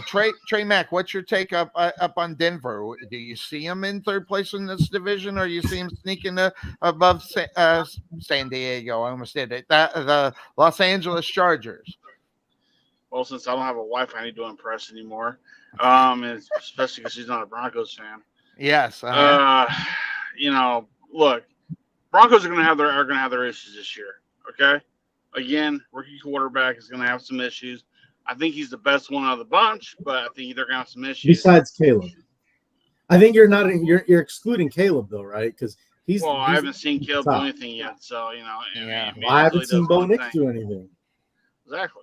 So Well, I liked his argument about him playing in a pro-style college football. I like his argument. Now, whether or not that will actually come to pass based upon Caleb Williams, I mean, good Lord, he played for USC. There's no such thing as a pro-style football, offense at USC. So I get his argument maybe on which one might be better, but I guess all hail of Caleb Williams, of all the quote unquote experts that are out there. Boy, Cuervo's laughing and loving it at the same time. Hey, I am so excited to talk NFC North here in a few weeks because to see Cuervo going to get on his soapbox and just go at it like he did last year. I want more this year than I got last year, and last year was phenomenal. When you got on your soapbox against the Green Bay Packers, and you said it's our time, it's this and that, and day one, nothing worked. So I cannot wait to see what happens. There's a reason why they got the first pick in the draft last year, sir. So that's because of all that running from that quarterback. That's only won 4 games. Anyway, all right, Trey Mack, where do you have the Broncos in the division? Third place. All right, so we got that. I agree. You can throw me down for 3 too. All right, so we got Denver, and that leads us to the second place, which is a little bit different for Cuervo, I think, because I think he probably has Kansas City win this division. He's not that stupid, I don't think. So I'll give him that credit. So I'm going to ask Sandy. Oh, I did again. The Chargers, Cuervo. You're not hopped up on it. I'm very interested in thinking about Jim Harbaugh. You have Justin Herbert. Now granted they've lost some weapons. Don't get me wrong, and I'm very aware of that. But I don't know if that's enough to push them to where you think they're going to be in third place. Is it the same old with Justin Herbert? Are you not expecting him to take the step forward to move the team a little bit forward? What's your take up on the Chargers this year, Cuervo? Well, it's kind of like the Josh Allen effect. I mean, until you show me you can do it, I'm not gonna anoint you as like next level type guy. You know what I'm saying? Like right now, if you said you can have Justin Herbert or CJ Stroud, I'm taking CJ Stroud because that guy shows that he can play at a higher level than what is expected of him when it matters. And after Herbert, 1 year. And Herbert just seems like he just stays right where everybody thinks he's going to be. He's above mediocre. He's above mediocre, but he's not. But he's hovering between greatness and just mediocre. He's in that maybe. I think he's very good. Like how do we say the Hall of Very Good? He's at the very good tier right now. He's not elite. He's not. You know what I'm saying? He's just solid quarterback. He's a guy you can win with in the regular season. You might get to the playoffs with him, but then God, that sounds familiar. He's a $52 million man too. I mean, so he's a $52 million. He got paid. Number 6, and they locked him in. They see the future. I mean, now granted, let's be honest. The Chargers have seen their future with Phillip Rivers. That didn't happen. They traded away Drew Brees. In reality, it's getting back to what I actually forgot about that. I mean, they traded away Drew Brees. to New Orleans to have Rivers. So it kind of craziness that's going on. What am I missing? That was Cuervo? not a trade, Sonny. That was not a trade. What was that? If you remember, No, I don't. Obviously. Breeze had that really bad shoulder injury. That's right. And the Chargers were like, yeah, this guy's done. Like, Yeah. he's not going to play anymore. Got it. So they cut him. They cut him, and he was going to sign with Miami. Miami didn't like what they saw in the medical records. Boy, do they regret that. Oh, yeah. Oh, yeah. He could have been there next day in Marino, for God's sake, if they could have pulled that. That's set them back another 10 years, which they don't have 10 years to give up anymore. That's a good point, too. At the same time, because look at the last 10 years, look at them, who they had at the quarterback position. You go, oh, my good Lord. Ryan Tannehill was the 7-year man that just was not able to get up over the hump or be the guy that he was in the first 3 years in Tennessee. He couldn't get the job done. He couldn't get over the hump. And maybe that's what you're seeing in Justin Herbert. I think I want to go with what experts say sometimes. Now, I don't listen to a lot of them because I think half the things they say just drive me nuts. But I will say this about Justin Herbert. I think I see success. I think, I guess what I'm saying, Cuervo, is he's passing, at least for me, he's passing the eye test when he's playing well. So you're hoping that maybe with the move up and with Jim Harbaugh coming in at the head coaching position, and all I keep thinking is Jim Harbaugh and Colin Kaepernick. Colin Kaepernick had no business being as good as he was, and I think a lot of that came from his head coach. So maybe the head coach can step in. Maybe the head coach can make him the superstar to make him worth the money that they're paying him $52 million a year, and maybe they can make the run. So I get a combination of Jim Harbaugh stepping in as the head coach because he has had success, obviously, with the 49ers. Now he's here. I think I'm going to go on potential based upon what he has done in the past in the NFL and what he did in Michigan. Listen, you can say, you know me, I'm a Michigan guy. I rip him whenever I get the opportunity to. He turned that college program around, and I didn't think First of all, I didn't think they should have signed him. I didn't think he could do it, and all he ended up doing is proving I was. I don't want to make the same mistake now, putting Jim Harbaugh with quite possibly one of the better, based upon what experts say, quarterback, if they can get up and over the hump. Now, do I think that they're going to end up winning this division? No. Obviously, Patrick Mahomes and company have that pretty much well wrapped up. But interestingly enough, how far a first-year head coach and a quarterback that should be able to still be molded, I think he's got the right guy there. So, Trey Mack, look at this football team and the Chargers. What's your take upon what you're seeing? Well, Justin Herbert is a great quarterback if you're playing John Madden. But, in real life, he is what he is. Okay. And he is shown that he's in the very good category. He's up there with Dak Prescott. He's in the very good category. You mentioned that that he's good in the regular season, not so good in the playoffs. I have obviously I've seen that up close and personal here. So, again, I think in this division they're the second best team, and that's only because of the potential of what they could be, but not what they're going to be. Woulda, coulda, shoulda. Woulda, coulda, shoulda. They got the right coach in place now. I ain't gonna lie. I like their coach. He's got a proven track record above them.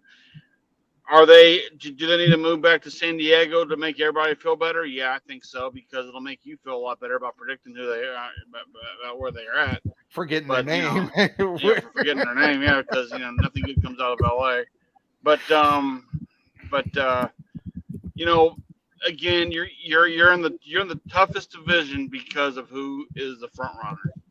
So how you play second best to keep off the Raiders, to keep off the Broncos from being a threat to you.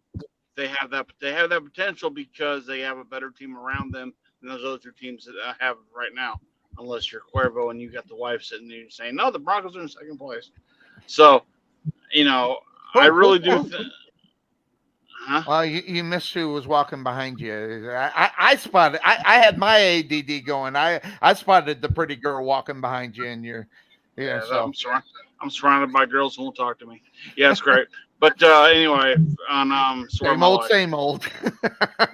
So, when you kicked in the face enough, you just know it's going to happen. Yeah. But anyway, they always say to me, "Pick up that tray." Well, here I am. So look, I think the Chargers are going to be a team to reckon with. I think they're going to be a team that's going to give the Chiefs some hiccups. Not enough to beat them, but give them some hiccups as far as, might wake them up a little bit. But again, the front runner is going to be the Chiefs, and I think we can all agree on that. I don't think anybody here is that stupid. Now, just really quick, I mean, I don't know what you think about the Chargers there, DC. What you're seeing? I really don't have an opinion. I don't know enough about them, so I'll leave my ass out of that. But you got them in second in this division? Yeah, probably. Okay, so just a little bit of a mix. Yeah, go to the dark side. Go head that way. Anyway, but that being said, by the way, the dog's playing poker. I mean, come on. I mean, classic. Anyway, I'd like to see two flies. Yeah. Never mind. Yeah. Thank you for that. All right. So, Kansas City. They're just the cream of the crop. Not just within their own division, they're within their conference, and not just really within their conference. Obviously, they're the best that's been out there for the last 7-8 years. I mean, that was even before they got a little Patrick Mahomes going in. They were getting better before they got him, and then they got him, and then they just took off. So Cuervo, Kansas City. I mean, cream of the crop. They're the team to beat. They're not a lot of changes in reality on what you're seeing with this football team.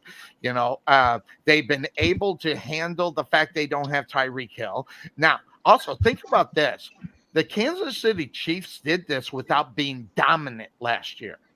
I mean, you saw 2 and 3 years and 4 years ago a team that was dominant. They weren't dominant last year. Okay. Patrick Mahomes wasn't, I mean, he was the MVP, I guess, if you want to call him. But the fact of the matter is it wasn't Patrick Mahomes. So you got a little different football team last year compared to the years before. The question is do they continue being what they were last year, or do they go back to what they were 2 and 3 years ago? That's a good question, Sonny. I don't know that they go back to what they were 2 or 3 years ago, but I just, they're going to be fine. Look, every time we try to break down the Kansas City Chiefs and, are they going to be enough here? As long as 15's on the field, they're going to do what they do. Right. Kelsey's going to get his, he's going to get his catches. He's going to, we're going to see Taylor Swift 65,000 times, during the game. Now he's got Hollywood Brown to throw to. What else did they do? I think that was a great pickup for them. I mean, if you can't have Tyreek Hill, Hollywood Brown, I mean, he has never been. By the way, Tyreek Hill is the number 1 NFL ranked player in the NFL. I gotta say, Hollywood Brown is a good step up, number 2, but he gets to kind of move into that position. By the way, the Buffalo Bills, their GM should, be shot in the kneecap. I think I agree for being with you. So stupid. You have the opportunity to prevent the Super Bowl champions from getting the fastest receiver in the draft, and instead you trade that pick away. Yep. To Kansas City, and you allow them to draft the fastest receiver that was in the draft. Congratulations. Good job. Good job there. Good job, guys. Way to be the biggest idiots in the AFC. Well, I tell you, Buffalo, man. Well, I didn't say the NFL because the biggest idiot runs the Cowboys. The only weakness I think I see on the football. We already know that, though, Trey. Yeah, I know. He has every year. I Yeah. I think their problem is they don't score enough in the first half. They're always chasing the lead. Well, I saw that. I saw a video which I didn't really. I mean, I think I remember them talking about it, but the fact that they hadn't scored in the first quarter just tells you just how good this football team is, and that's the bad thing for other teams. Never mind just within the division, but that's bad for everybody within the NFL. If you're not scoring in the first quarter, what are they doing in 2, 3, and 4 to dominate in order to do what they do? Now, granted, again, last year wasn't as good as 2 to 3 years ago, but they were still able to get over the hump. They were still able to get over the fact that they didn't win certain football games that maybe they should have. But when it came to crunch time, you got Patrick Mahomes doing it. Now, the only thing that I want to see Kansas City do in reality is protect the guy a little bit more. We're seeing Patrick Mahomes running too much, and that's the reason why you see those little knick-knack injuries that he gets with his ankles and his legs. They need to start protecting this guy just a little bit better. Now, granted, I'm going to be honest. I don't know what they did. I did zero really, look back for Kansas City because there's just nobody better. I don't know who they grabbed up, if they grabbed up anybody, but one thing I know about Kansas City is you better start, getting your guy. And the only one that I knew, they got Kingsley. I can't say his last name, but they picked that guy up. Outside of that, I don't know what else they did in order to protect your $500 million boy. You got to figure it out. Which, by the way, Patrick Mahomes will be the next $65 million man, because after this season, regardless of what they do, especially if they get to the Super Bowl, even if they don't win it, if you don't pay Patrick Mahomes, you might as well just shut up shop in Kansas City and just be done with it, because it's not going to go anywhere after that. You're going to, and by the way, one of the things Kansas City is going to have to do within the next 5 to 6 years is they better figure out what they're going to do to back him up. Because guess what? Patrick Mahomes is going to miss games. He's going to have problems. And I think Kansas City, I'm just going to say it, I think they should go after a quarterback. Not because they have any problem with Patrick Mahomes, but more in the fact they go, hey, Patrick, we're going to draft a quarterback in the first round. We know is good, but he's definitely going to be 100% your backup. He's not a threat to you. Make him feel good about it, but get somebody, because really in reality, I don't know a lot, the quarterback position for if you go down and you lose your quarterback, you got Carson Wentz right now as the backup. And I don't know if that's a good thing, bad thing, or indifferent. We haven't seen enough in Carson Wentz in the last 3 years. So, say whatever you want about it. They're working the defense twice as hard as they should because of the lack of the movement. The Kansas City Chiefs, Trey, are a team that give up. I mean, their defense has been their knack, but last year they had to step up. Like DC just said, they had to step up even more. But this was also a defense that gave up a lot of stuff in the 2 to 3 years back, because you had a Patrick Mahomes that could score 45 points a game. You didn't get that last year. But like you said, DC said the defense is now beginning to get a little bit pressure to be better. What's your take up on the defense for Kansas City? Do you think they got what it takes in order to keep them to to get you to 2 to 3 years ago, or are they going to kind of be the same to where they're going to have to keep you in football games? Well, they made no real big changes on defense. Andy Reid, who I got a lot of faith in, he's gonna have the same problem defensively this year. The problem is it ain't gonna matter, because their offense can move the ball down the field when it matters. And right. It's funny because when you're talking about the Kansas City should put in a call for a nice backup quarterback, I can almost hear you secretly saying, "Get Jimmy G, get Jimmy G." But right. I can almost hear that. Listen, they got Swifty magic, okay? Whatever the hell's going on with that team, if it ain't broke, don't fix it, right? Yeah. So is that what it is? so I mean, the thing is, do I think they're going to repeat this year? No. But do I think they'll be in the conversation? Yeah. I do. And I think this year is going to be a little bit of a wake up call for Patrick Mahomes, realizing the league is figuring us out a little bit. They almost figured us out last year until we got control of this thing and started winning games. Because they started off on a very low note last year. So I think this year is going to be a little more of the same, but the wake up call is going to come in the playoffs when they realize there's a team out there that's better than us, and that's gonna hurt the dynasty a little bit because it's gonna knock us back a year. Again, it's hard. It's hard to predict failure on a team that has shown you nothing but promise. Right. But just know that not everything lasts. So, I expect them to win the division. Clearly, I don't expect a very high record. I don't expect I expect them to win, but get into a wild card. As far as their division, I think there's a team out there that's a lot better than they are, and I think they're going to have a hard time getting past that team when they get to the Final Four. But definitely give me the Chiefs to win this division. Definitely. But here's another thing just to keep, and I'll throw this to Cuervo. If you haven't done the look, I said I didn't do a lot. But here's what I know about what Kansas City did this year is they got 7 rookies on the offensive line. 7, but starting veterans.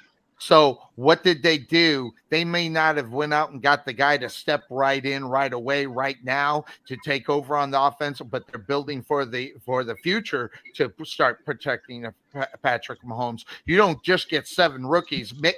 And if you want to count 8, they got a rookie tight end that's supposed to protect them too. So there's a lot of protection in the next few years for a Patrick Mahomes, kind of based upon what you've seen last year. Is this going to be the norm, or are we going to see the norm of before?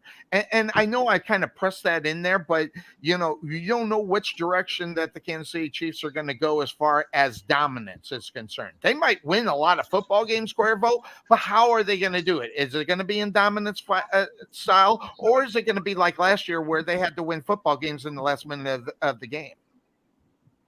Well, I think it could be a combination. It's really, we all know, we the 4 of us know enough football to know that the games are won and they're decided based on matchups, right? So if you got a really good receiver and they don't have really good corners, well, it's going to be a long day for that defense. Probably. Or if you got an offensive line that just will overpower your defensive line, it's going to be a long day for that defense. So probably. I think I disagree, Sonny, going back to what you were saying about getting a backup for Mahomes. I think it's too soon to spend a first-round pick on a quarterback. I think it's too early for that. I could see that in the next 4 years, maybe. Okay. Jimmy G. He wants it. He wants it bad. He's so awesome. I'm telling you right now, he has got the plan. I'm telling you right now. The Rams are. I gotta go on NFL.com and get you. I'm gonna go on NFL.com and get you a little poster, okay? Hey, put above your bed. Jimmy G. You know what? Once I get the background figured out for my play, I haven't really thought about how I'm going to do it. But at the same time, I'm going to get the background. I'll get me a Jimmy G background. And listen, Sonny, this is what I want you to do, Sonny. When you have Tommy Manis on here, instead of wearing his jersey, go get you a Jimmy G jersey and wear that and see what he says. I don't have that much love for Jimmy G because I've had very, very few jerseys. I got 4 jerseys. 2 of them are Jaguars. 2 of them former Jaguar, and obviously Tom McManus is one. I was wearing this just in case. Listen, we'll all chip in. We'll all chip in and get you, man. I think we'd especially make one for you because the NFL does shop.com to then just have a Jimmy G jersey ready to roll. So maybe I'll keep my eye out for it. Maybe I'll keep my eye out for a Jimmy G jersey, in a Rams jersey, and see what happens. Hey, boss, if you do get him a poster though, I've heard Sonny say he wants the one with no shirt on. That's the one he wants. Oh yeah, definitely. Hey, So give him so he and the hey, wife can Hey, you glare gotta on like off Jimmy. I mean, together, you know. hey man, his girlfriend's a porn star, I guess. So you gotta love a Jimmy G. I mean, for crying out loud, Lisa. Oh, they're not dating Listen. anymore. Oh, they're not. I didn't know. That's how much. No, I think that was like a one-time thing, right? They I just don't went know. on a day date, and that was it. he took her to dinner, Hey. and that took care of the fucking relationship. Real quick. Maybe he started talking. I don't know. Hey, boss, make sure on this poster you get for Sonny, it says, the running quarterback sucks in the NFL. That's right. Just throw that out there. He has Have him Jimmy sign it. right there. Yeah, I understand. Yeah, so, You can't win with a running quarterback. Put that on there. there you go. Yeah. What a Should way it be to glow in the dark? yeah. It's like Glow in the dark, you know. yeah, right, just one Right. time. Absolutely. I love it. What a way to end the show. I mean, seriously, this is the way to end the show. But we didn't get time. But he had family issues, so obviously, and he said he will catch up with us next week. We will not be doing any divisions. We'll get that the week after when Cuervo gets. He's going to be in Las Vegas next weekend. The Punk. I mean, my friend is going to be out there. But you were supposed to be there. I know. Work commitments. Although you were there before I thought of this, so that that's where that is. I mean, I had bought my ticket. I was ready to get on the airplane to fly out there for next week's show. Wait, yeah, wait a minute. I told you I would buy your ticket, is what I said. Trey, you can come out anyways. I'll be there. It'll be a there party. you go. Go hang with Cuervo. But Cuervo, is just you or is the wife going out there too? Why? Oh, no, yeah, the wife's wife's gonna be out there. I got to hear Denver Broncos. I got to hear Denver Broncos stuff. I don't want to hear that crap. Then. I can see you two going back and forth. You know what though? She does like Dak though. She's not a big Cowboy fan, but she does like Dak's game. I do got to say that. She probably wishes the Broncos went after him. Maybe, I don't know. Yeah. Oh yeah. Well, yeah. I mean, if they didn't have the next quarterback of the future, they probably would. Maybe so. Hey, by the way, just who are you seeing in Vegas? The concert you're going to? Well, I'm going to see Morgan Wallen, country music. We had him here. We had him here for a free show when we first opened up our venue. Gotcha. Over at Luke Oil, right?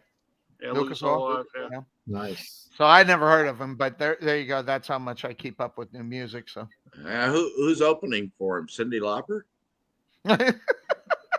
No, Cyndi Lauper. How far has she fallen to be the opening act for a country singer? No, it's Reba. Yeah. Duh. Reba's opening for him?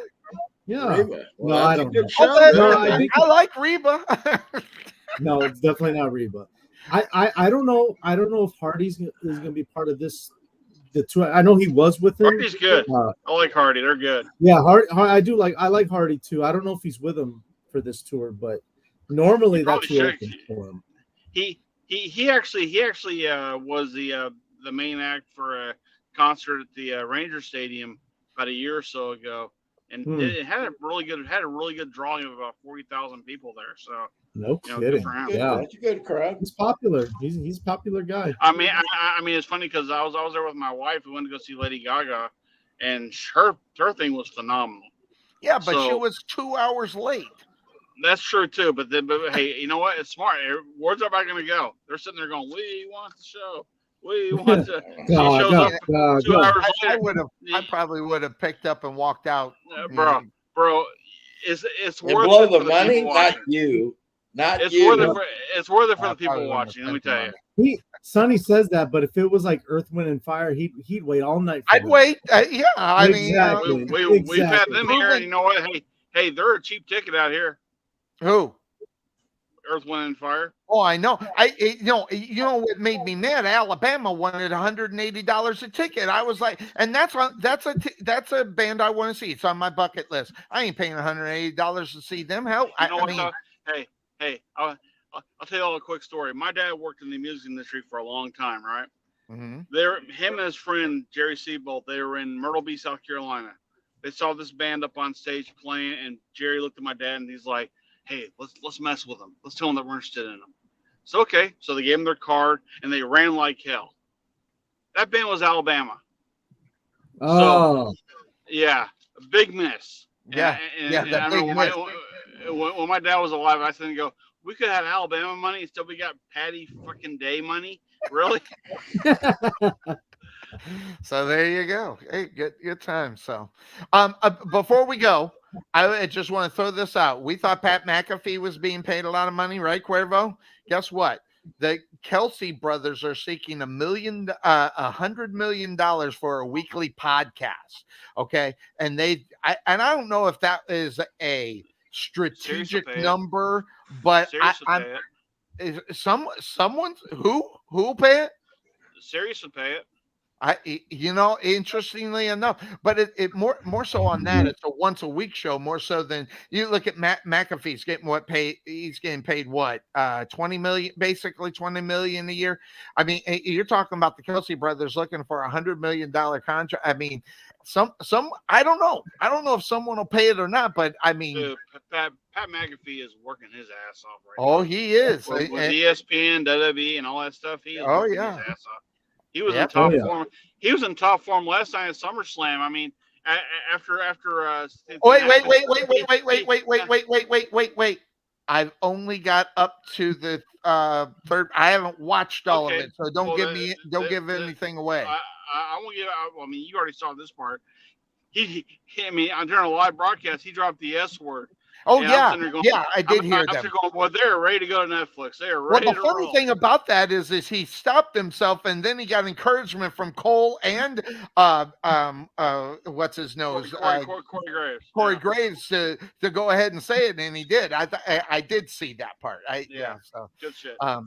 By the way, so far, good show. Have you started watching it, boss? No. Okay. All right. So I won't give anything away, but I do like what I've saw, through the whole thing. So, and Cuervo's going, God, we're talking wrestling. Jesus, are we serious? But yeah, anyway. Wrestling. Hey, I'm retired, so this is all I can tell. That's all I do is just watch now. There you go. Hey, watch out. So, all right. So that being said, we're obviously ran over a little bit, which is fine. Anything that you want to talk about, Cuervo, before we're out of here? I mean, obviously we jumped in. We got the rankings for the AFC and NFC West. Anything else you wanted to talk about before we get out of here that would keep us going, or you all set?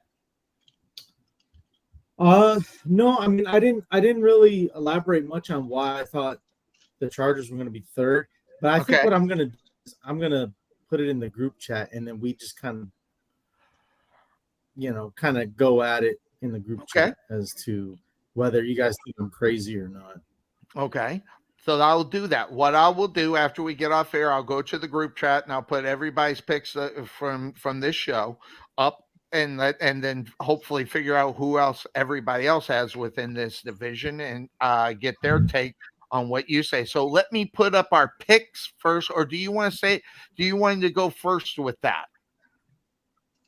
No, if you're going to put the picks in, then I'll wait till after that, because then people are going to see it. They're going to be like, Chargers third. Why? Yeah. Well, I will do that. I'll get ours up, and give me 10 minutes after the show. I'll get it knocked up and get it in the chat there. Awesome. So we'll talk about it. So that's going to do it for us here on the Couch Potato Sports Show. We'll look to get Tom McManus in a couple of weeks. If he jumps on, Cuervo, I'll send the message, let you know for next week. If he has time, we're just going to grab him up when he has time. But I'll try to get him for one of the 3 weeks afterwards. But if we get time out, see if we can get you to hop in from Vegas. All right. When you're in Vegas, get the odds for all the teams of winning the Super Bowl. You'll have it. You'll be right there. Where are you staying in Vegas? The Luxor. Oh, so there you go. They got a sports book down there. Go grab the odds on where they stand on Sunday and see where they're at. Yeah, and send it to us. I'll send a picture of the sheet with all the odds on it. I can do that. Wonderful. Please. Thank you. That'd be a good talking point for next week. All right. So that's going to do it for us on the Couch Potato Sports Show. I'd like to thank DC. Good to see you, by the way. And obviously Trey Mack, and of course, the one, the only Trey Mack coming in here, recently retired Trey Mack. So as far as wrestling is concerned. Yeah, so you got Matt Wright. He's a legend. The Podfather is no more. The Podfather is no more. But that's what's going to be on your plaque. The Podfather. So, there we go. All right, so that's going to do it for us, everybody. Have a good day. We'll catch you next week. We'll be on at 9. So you know the time there, Trey Mack, and we're out of here, everybody. Take care. Bye-bye.